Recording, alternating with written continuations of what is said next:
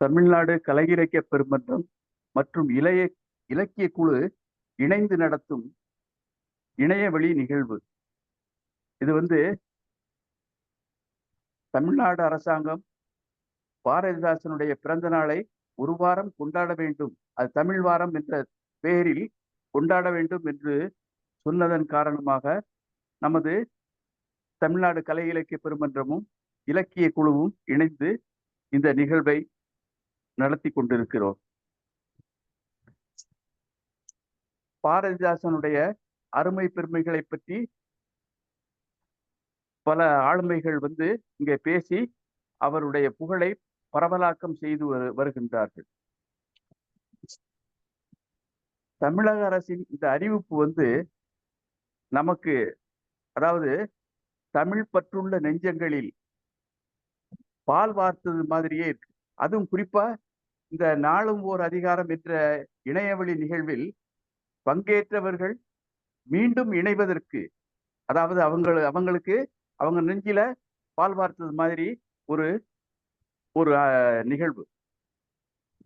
இது அந்த நாளும் ஓர் அதிகாரம் என்ற இணையவழி நிகழ்வில் இணைந்தவர்களுக்கு இது ஒரு வடிகாலாக, மடைமாற்றமாக மகிழ்ச்சி தந்திருக்கிறது என்றால் அது மிகையாகாது.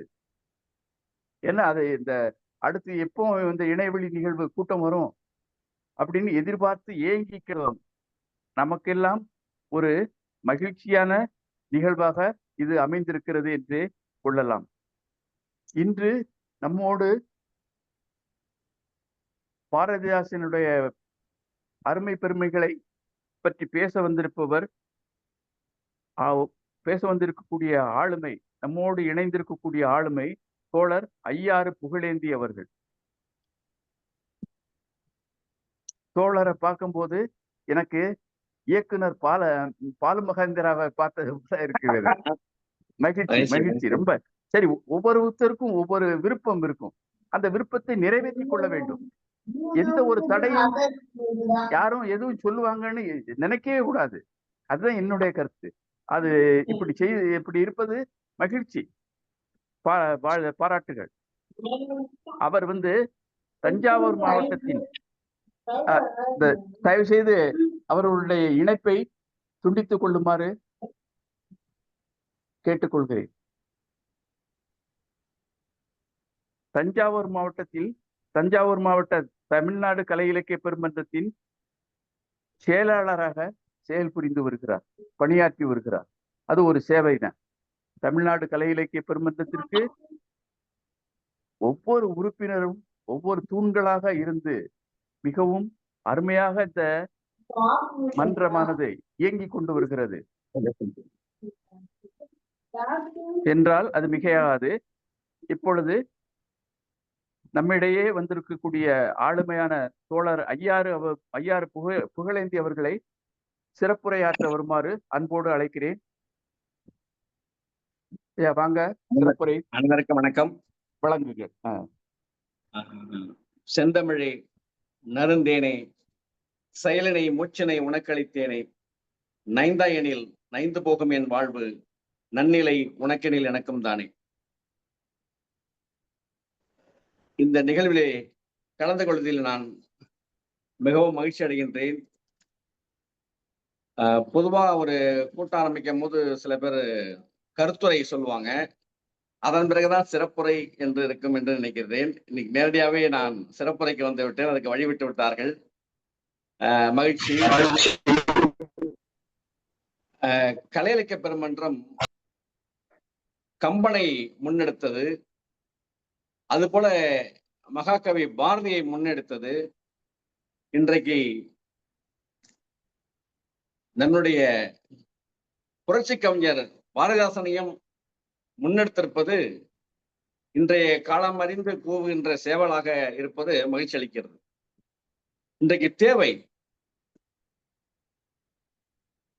இன்று நான் இங்கே பாரதிதாசன் சொன்னோடனே அவருடைய பிறந்தது வளர்ந்தது அதெல்லாம் சொல்லாமல் அவருடைய சிந்தனைகளை மூலமாக, அவருடைய பாடல் மூலமாக நான் பெற்றதை, அந்த சிந்தனையை இந்த மன்றத்திலே, இந்த கூட்டத்திலே வைக்கலாம் என்று நான் விரும்புகின்றேன்.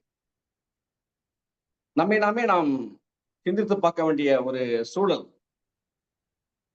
ஒரு காலத்தில் தமிழுக்காக தமிழ் வாழ்கன்னு சொல்லிட்டு உயிரை விட்டாங்க. மண் எவ்வளவு பேர் இருந்திருக்கிறாங்க.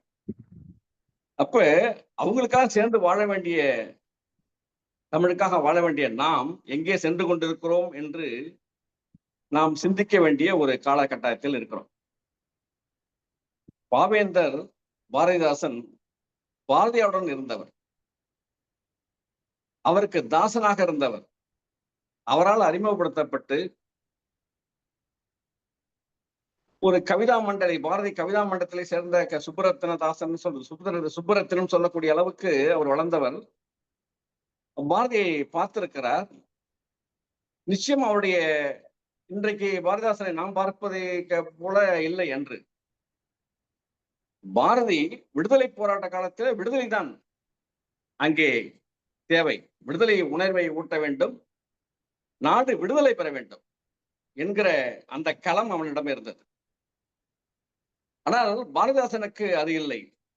அவங்களுடைய ஒரு தாசன் என்பதற்கு ஒரு எடுத்துக்காட்டு என்னன்னு சொன்னா, பிறகு வந்த பாரதிதாசன் பாரதியாரை போல இல்லாமல் அந்த பாரதியிடம் பெற்ற அந்த அறிவை இன்றைக்கு என்ன தேவை சமுதாயத்துல, இன்னைக்கு நாடு சுதந்திரம் பெற்ற நாடு எப்படி இருக்கிறது, இதற்கு நாம் பாட வேண்டும், நம்முடைய உழைப்பை இதற்கு செலுத்த வேண்டும், நம்முடைய பேச்சு எழுத்து எல்லாம் இப்போ என்ன தேவையோ அதை நாம் செய்ய வேண்டும் என்ற ஒரு தெளிவான சிந்தனைக்கு வருகிறார். உண்மையிலே பாரதி விடுதலை பெற்றதுக்கு பிறகு பாரதி இருந்திருந்தால் கூட மொழியை தான் கையில் எடுத்திருப்பார். எப்படிப்பட்ட மொழி இது? அவர் சொன்னார் இல்லையா, யாமறிந்த மொழிகளே தமிழ் மொழி போல் இனிதாவது எங்கும் காணோம் சொன்ன பாரதி விடுதலை பெற்ற பிறகு ஒரு தமிழ் கவிஞனாக இன்னைக்கு இன்னைக்கு பாரதிதாசன் நாம் எப்படி தமிழ் உணர்ச்சி தமிழ் கவிஞனாக கொண்டாடுகிறோமோ அதை தாண்டி பாரதியார் அந்த பணியை செய்திருப்பார். அவர் இல்லாத போது பாரதிதாசனுக்கு அந்த உணர்வு வருது. இன்றைக்கு நாம் என்ன செய்ய வேண்டும், யார் பக்கம் நிற்க வேண்டும், இந்த நாடு எங்க போயிட்டு இருக்கு, இந்த மொழி எப்படிப்பட்டது. உண்மையிலே அவர் படிச்சது பாத்தீங்கன்னா பிரெஞ்சு கல்வியில முதல்ல படிச்சிருக்காரு, அதுக்கப்புறம் தமிழ் கல்வி அதிகமா படிச்சிருக்காரு. வந்தவர் உடனே சேர வேண்டிய இடம் பெரியாரின் பெருந்தொண்டராக மாறுகிறார். பாரதியிடம் இருந்த பாரதிதாசன் எப்படி மாறுகிறார், பெரியாரின் பெருந்தொண்டராக மாறுறாரு.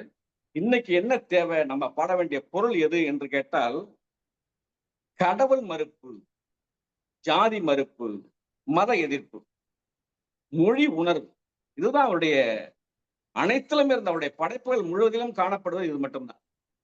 அவர் எழுத்தா இருக்கட்டும், பேச்சா இருக்கட்டும், கட்டுரையா இருக்கட்டும், நாடகமா இருக்கட்டும், எதுவாக இருந்தாலும் அவருடைய பாடுபொருளாக இருப்பது கடவுள் மறுப்பு, ஜாதி மறுப்பு, மத எதிர்ப்பு, அந்த மொழி உணர்ச்சி.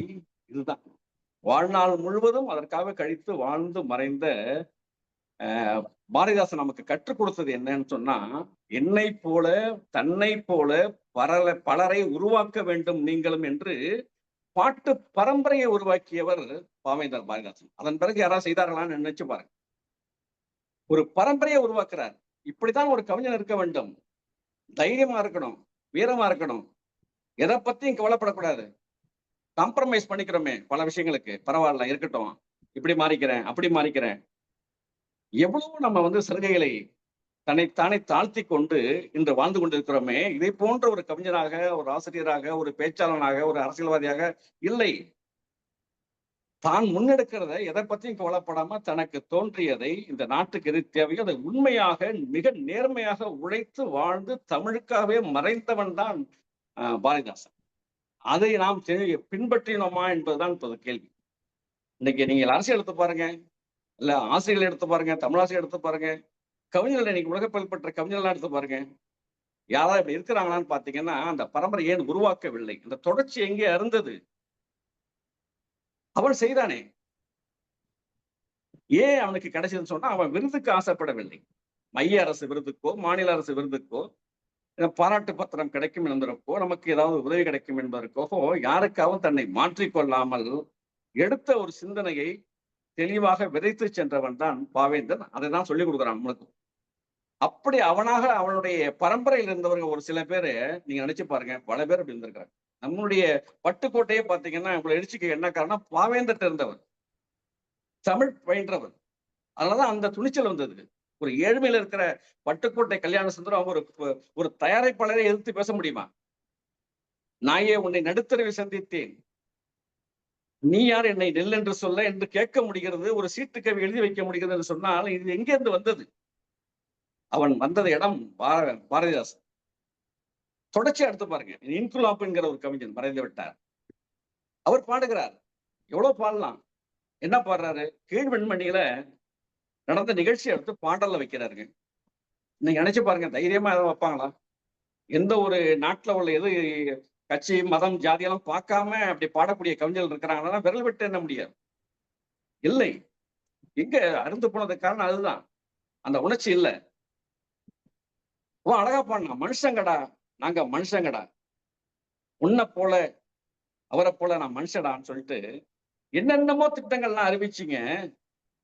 நாங்க எரியும் போது எவன் மசுர புடுங்க போனீங்கன்னு கேட்டானே, எப்படி கேட்க முடியுதுன்னு சொன்னா அந்த பாரதிதாசன் கொடுத்த எழுச்சி, அதன் தொடர்ச்சி தான் இது இன்குலாப். இப்படி கவிஞர்களை, நாட்டில் நடக்கிற அக்கிரமங்களை, அரசியல்வாதிகளுடைய திருட்டுத்தனத்தை, அயோக்கியத்தனத்தை, அந்த மழுங்கடிக்கிற செய்திகளை எல்லாம் எடுத்து பேச வேண்டிய பாடுபொருளாக்கணும். பேச்சாளன் பேச வேண்டும், அப்படி உண்மையை பேச வேண்டும், எதற்கும் அஞ்சாமல். இன்னைக்கு பாருங்க, ஒரு எடுத்துக்காட்டு எழுத்தாளர் சொன்னா யாரை சொல்றாங்க? உடனே ஜெயகாந்தன் தான் காமிக்கிறாங்க. நம்மளுடைய கட்சி தோழர் ஜெயகாந்தனை தான் காமிக்க பிடிக்கிறது விரல் விட்டு, வேற யாரையும் சொல்ல முடியலையே. எப்படி அவருக்கு துணிச்சல் வந்தது? எதை பத்தியும் கவலைப்படாம சிங்கமா இருந்துட்டு போயிருக்காரு எழுத்தாளர். இருக்கிறாங்களா இன்னைக்கு? அப்படி இருந்தால் எந்த விருதும் கிடைக்காது, எந்த பாராட்டம் கிடைக்காது, இன்னும் சொல்ல போனா பென்ஷன் கூட கிடைக்காது. ஆக எல்லாத்துக்கும் நம்ம அடகு வைத்து அட்ஜஸ்ட் பண்ணி நாமெல்லாம் பாரதிதாசன் விருது, அந்த விருது, இந்த விருதுன்னு கொண்டாடுகிறோமே தவிர உண்மையான கவிஞனாக இருக்கிறான்னு பாத்தீங்கன்னா ரொம்ப குறை. அந்த நேர்மை, இந்த துணிச்சல், துணிவெல்லாம் வராது. அப்படிலாம் பாட முடியாது. நான் பாட முடியுமான்னு பாருங்க. அப்படி பாடியவன் தான் பாவேந்தர். தமிழுக்கு அமுதென்று பேர் சொல்றான். அமிழ்தம்னு ஒண்ணு இருக்கு, அதுக்கு அமிழ்தம் பேர் தான் அமிழ்தம். ஆனா தமிழுக்கும் அமுதென்று பேர். இன்பத் தமிழ் எங்கள் உயிருக்கு நேர்கிறார். இன்பத் தமிழ் அவன் சொல்றது இப்போ உள்ள தமிழ சொல்ல, பாவேந்தர் தமிழ். இது துன்பத் தமிழ். நம்ம இருக்கிற துன்பத் தமிழ்ல இருந்துகிட்டு இருக்கிறோம். அவன் சொன்னது இன்பத் தமிழ் தான் எங்கள் உயிருக்கு நேர். அப்ப இந்த மொழி சிந்தனையை மாணவர்கள் மத்தியிலே, மக்களிடத்திலே கொண்டு செல்லவில்லை. எல்லாத்துக்குமே சொல்றாங்களே, எவ்வளவு இந்த ஒரு தலப்புறம், ஒரு கோயில் எடுத்துட்டீங்கன்னா அந்த கோயிலோட சிறப்பு என்ன, தலப்புறானங்க என்ன, அந்த பொய்க்கதைகள், புனை சுட்டுகள் எல்லாம் மறக்காம மனப்பாடமா சொல்றாங்க தமிழர்கள். பாரதிதாசன் பாடல் வரிகளே சொல்றாங்களான்னா இல்ல, தமிழ் உணர்ச்சியை சொல்றாங்கன்னா இல்ல, தமிழுடைய நிலையை சொல்றாங்களான்னா இல்ல. இதெல்லாம் சொல்ல முடியல. அப்ப எங்க தவறு நடந்தது? எல்லாருமே அதுக்கு பொறுப்பாகும். இப்ப இதெல்லாம் மாற்ற வேண்டும்னா புரட்சி வாங்கணும். உண்மையிலே புரட்சி கவிஞர், இந்த புரட்சிங்கிற வார்த்தையெல்லாம் நம்ம பயன்படுத்துறது இன்னைக்கு திராவிட கழகமா பயன்படுத்துறதுக்கு காரணம், அண்ணா புரட்சி கவி அப்படின்னு பாவேந்தருக்கு பட்டம் கொடுத்தார். அதாவது பாரதிய பெரியார் கூட புரட்சி கவிஞர் சொன்னார். அப்படி இருந்து வளர்ந்தவர். அப்பதான் தமிழ் எங்கள் உயிருக்கு நேர். இந்த மொழியை சிதைக்காதீங்க. இந்த மொழி செஞ்சனா தமிழ் அழிஞ்சிருவான். இந்த மொழிக்கு உயிர் கொடுக்கணும். எந்த மொழியும் தேவையில்லை அப்படின்னு. தமிழ் தான். தமிழ் எங்கள் உயிருக்கு நேர். உயிருக்கு நேர் அப்படின்னு சொன்னா மொழி கலப்பு இருக்கக்கூடாது. நமக்கு தெரியாம நம்ம கலந்துதான் பேசுகிறோம். ஆங்கிலம் கலக்கிறோம். ஆங்கிலம் மட்டும் தெரிகிறது, நமக்கு நேரடியா தெரிகிறது. உடனே ஆங்கிலம் கலப்போம். ஆங்கிலமே வேண்டியதில்லை, ஆங்கிலம் மட்டும் தான் தெரியுது. ஆனா நம்ம ஹிந்தி, உருது, அரபி எல்லாமே கலந்து பேசுறோம். தொன்மையான மொழி. அப்ப மொழி கலப்பு அழிவை உண்டாக்கும். கலக்காத மொழி. உணவு கலப்பட உணவு. இப்ப ஃபுட் பாய்சன்கிறோம் இல்லையா, இறந்து போயிடுறாங்க இல்லையா உணவுல. அது போல மொழிகளை கலப்படம் கூடாதுங்கிறதுக்காக தான் மொழி தமிழ் எங்கள் உயிருக்கு நேர் அப்படின்னார். இந்த உணர்ச்சி வரணும். இப்ப தமிழை பத்தி நீங்க இழிவா பேசினாலோ, தமிழ் இலக்கியங்களை பற்றியோ, திராவிடத்தை பத்தியோ நீங்க தவறா பேசினா நம்ம எதிர்த்து கேட்க வேண்டிய நிலையில இருக்கணும். எல்லாருமே விட்டு கொடுக்க கூடாது. அப்ப ஏன் விட்டு கொடுக்குறோம்னா, கட்சி காரணமா, அரசியல்வாதிகள் காரணமா இருக்கிறாங்க. எதுக்காக நம்ம விட்டு கொடுக்க கூடாது. இந்த ஒரு இதுல நம்ம ஒன்றுபடணுங்க. எதுல ஒன்றுபடணும்? அந்த மொழிக்காக. இந்த நாடு நம்ம தமிழ்நாடுனா தமிழ் முதல்ல, இந்த இனத்துக்காக, இந்த மொழிக்காக நம்ம எல்லாருமே ஒன்று பண்ணணும். யாரை எதிர்த்தாலும் சரி, எந்த கட்சியா இருக்கட்டும், எந்த மதமா இருக்கட்டும், எந்த ஜாதியா இருக்கட்டும், தமிழ்நாடுன்னு வந்துட்டோம்னா அதுக்குதான் முக்கியத்துவம் கொடுக்கணும். அதுக்கு அதை யாரு எடுத்து பேசுறாலும் உடனே அந்த நிலை வரணும். இந்த ஒன்றுபடுற நிலைங்கிறது இல்லை. எப்படியாக ஏன் ஒன்றுபட நிலைங்கிறதுனா பெரியார் சொன்னதை நாம் மறந்து விட்டோம். சிந்திக்க சொன்னவர் பெரியார். எதையுமே நம்ம சிந்திக்கிறது இல்லை, அப்படியே ஏத்துக்கிறோம். ஆஹா, இவங்க பெரியவங்க இவங்களே சொல்லிட்டாங்களா, அப்ப உண்மையா இருக்கலாம். மாட்டு மூத்திரத்தை குடிக்கலாம் நல்லது, மனுஷ மூத்திரத்தை குடிக்கலாம் நல்லது. ஆஹா, இவ்வளவு பெரிய அறிவாளிகளே சொல்றாங்க, டாக்டரே சொல்றாங்க. இன்னைக்கு ஒரு கட்சியோட தலைவர் வந்து ஒரு டாக்டர், அவங்க சொல்றாங்க. உடனே கேட்கிறோம், ஏன்னா பெரியவங்க சொல்றதால இது நம்புறாங்க பாமர மக்கள். அப்ப அவனே வந்து என்ன செய்யறான்னா, இந்த மழுங்கடிக்கிற வேலைகளை தான் இன்னைக்கு வந்து பெரிய அறிஞர் பெருமக்களா இருக்கட்டும், பெரிய ஒரு உயர்ந்த பதவியில இருக்கிறாங்களா இருக்கட்டும், செய்யும் போது அதை பார்த்து பழகுற கூட்டம் அவன் கூட்டமாயிடும். ஒரு திரைப்படம் இன்னைக்கு இருக்க போயிடுச்சு. மத்த மொழி இதை விட திரைப்படம் இருக்குது. திரைப்படத்துக்கு கூட்டம் கொடுது. பாரதிதாசன் பாடினாரு, வெள்ளம் போல் தமிழர் கூட்டம் வீரங்கோல் கூட்டம்னாரு. எங்க நிக்குதுங்க இந்த கூட்டம்? ஒரு வேன்ல ஏறி நிக்குது. எந்த உணர்ச்சியில இருக்கிறோம்? இதெல்லாம் நம்ம அந்த நடிகரை குறை சொல்ல முடியாது. காரணம் அரசியல்வாதிகளுடைய காரணமா இருக்கு, நாம தான் காரணமா இருக்கு. நம்மை நாமே திருத்திக் கொண்டால் ஒழிய இந்த நிலை மாறாது. இதை மாற்ற வேண்டும் சொன்னால் பாரதிதாசன் போன்ற கவிஞர்கள் அதிகம் வர வேண்டும். அது போன்ற படைப்புகளை அதிகம் கொடுக்க வேண்டும். இந்த மொழிக்கு ஏதாவது பாடுபொருள் அதுவா இருக்கணும். இன்னைக்கு அப்படி இல்லையே. இப்போ ஒரு சாதாரண மொழியை வந்து இப்போ நாகரிகமா பார்த்தேன், சமீபத்தோட பார்த்தேன். இப்போ வந்து இப்ப சென்னை தமிழே பார்த்தீங்கன்னா, இங்க உள்ள தமிழ் வேற, ஒரு மாவட்டத்துல ஒரு தமிழ், சென்னை தமிழ் கேட்கவே வேண்டாம். அதுல நகராட்சியில மாநகராட்சியில தமிழ் வாழ்கன்னு தான் போட்டிருப்பாங்க. ஆனா தமிழ் என்ன பேசுவாங்க, அங்க வந்து இஸ்துக்குன்னு கிஸ்துக்குன்னு சொல்லிட்டு தேய்ந்த தமிழாக இருக்கு. ஒரு ஒண்ணு இல்ல, நீங்க தூய தமிழ்ல பேச வேணாம். ஒண்ணு இல்ல, ஒரு காய்கறி விற்கிறவ அவளை பாக்குறவ, ஒரு முனியம்மான்னு பேர் வச்சுங்களேன். இப்ப முனியம்மா என்ன செய்து கொண்டிருக்கிறாய் நீ கேட்க வேண்டாம். முனியம்மா என்ன பண்றேன்னு கூட கேட்கலாமா இல்லையா? அப்படி அவன் கேட்கறதே இல்லை. அவன் எப்படி கேட்கறான், முன்மா எப்படி கீரை? இது தமிழான்னு பாருங்க. முன்மா எப்படி கீரை? அவ உடனே பதில் சொல்றா, கீரை விட்டு பிழைத்துக் கொண்டிருக்கேன்னு சொல்ல நினைக்கிறா.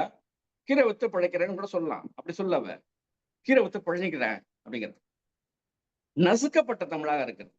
இந்த நிலை மாறணும்னா முதல்ல தமிழ், அந்த காலத்துல பாத்தீங்கன்னா நல்ல பேச்சாளர்கள் இருந்தாங்க, நல்ல தூய தமிழ்ல பேசக்கூடியவர்கள் இருந்தாங்க. தமிழ் பாடல்லாம் எழுச்சி. இப்ப பாரதிதாசன் பாடல்லாம் முறுக்கேறுது, ரத்தம் அப்படியே சூடேறுதுன்னா அந்த மொழி உண்மையா, அதுக்கு பாடுறவன் உண்மையா இருக்கிறான்.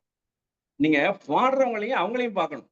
உதட்ட அளவுல சொல்லிட்டு போறது இல்ல, வாழ்க்கையில கடைபிடிக்கிறாங்களா, அவங்க இருக்கிறாங்களா, அப்படிதான் இருக்கிறாங்களா, அப்படி அதுக்காக தான் வாழ்ந்தாங்களா? தமிழுக்காக வாழ்ந்து மறைந்தவள் தான் தமிழுக்காகவே இறந்து போயிருக்காங்களே தவிர வாழல. எவ்வளவு பேர் இறந்து போயிட்டாங்க தமிழுக்காக. தமிழ் வாழ்கன்னு சொல்லிட்டு பெட்ரோலை ஊத்தி கொளுத்திக்கிட்டு இறந்து போனவங்க எல்லாம் இருக்காங்க. நிறைய தியாகிகளை பார்க்க. அவங்களுக்காக நம்ம வாழ்றோம், அவங்களுக்கு சேர்த்துதான் நம்ம வாழ்றோம். ஆனா தமிழுக்காக வாழ்றோமா? இல்ல. அப்ப எவ்வளவு, எந்த குறைபாடு எங்க போய் நிக்குது? எவ்வளவு காலம் ஆயிடுச்சு பாருங்க. இன்னைக்கு வந்து என்னுடைய முதல்வர் ஒரு சாதாரண ஒரு தமிழ் நினைச்சு பாருங்க, ஒரு பேர் வைக்க முடியாதுங்க தமிழ்ல. தமிழ்ல பேர் வைக்கிறதுக்கு அரசாணை எல்லாம் போடணுமா, அதிகாரம் பண்ணணுமா, உங்களை வந்து கோல் எடுத்து அடிக்கணுமா, வச்சுக்க கூடாதா? ஏன்னா அந்த மாதிரி நீங்க வைக்கக்கூடாதுங்கிறது தான் நீங்க ஆரிய சூழ்ச்சி. நீங்க ரொம்ப இதெல்லாம் வந்து சிந்திக்கணும்.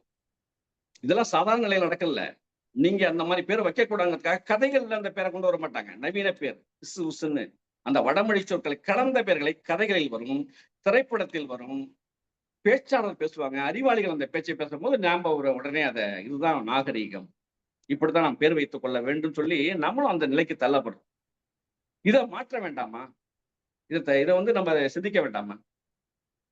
ஏன் இந்த பேர் வைக்கணும்? வழிகாட்டிகள் இல்லை. நல்ல வழிகாட்டிகள் நாம தான் சந்தியில நிக்கிறாங்க மக்கள்.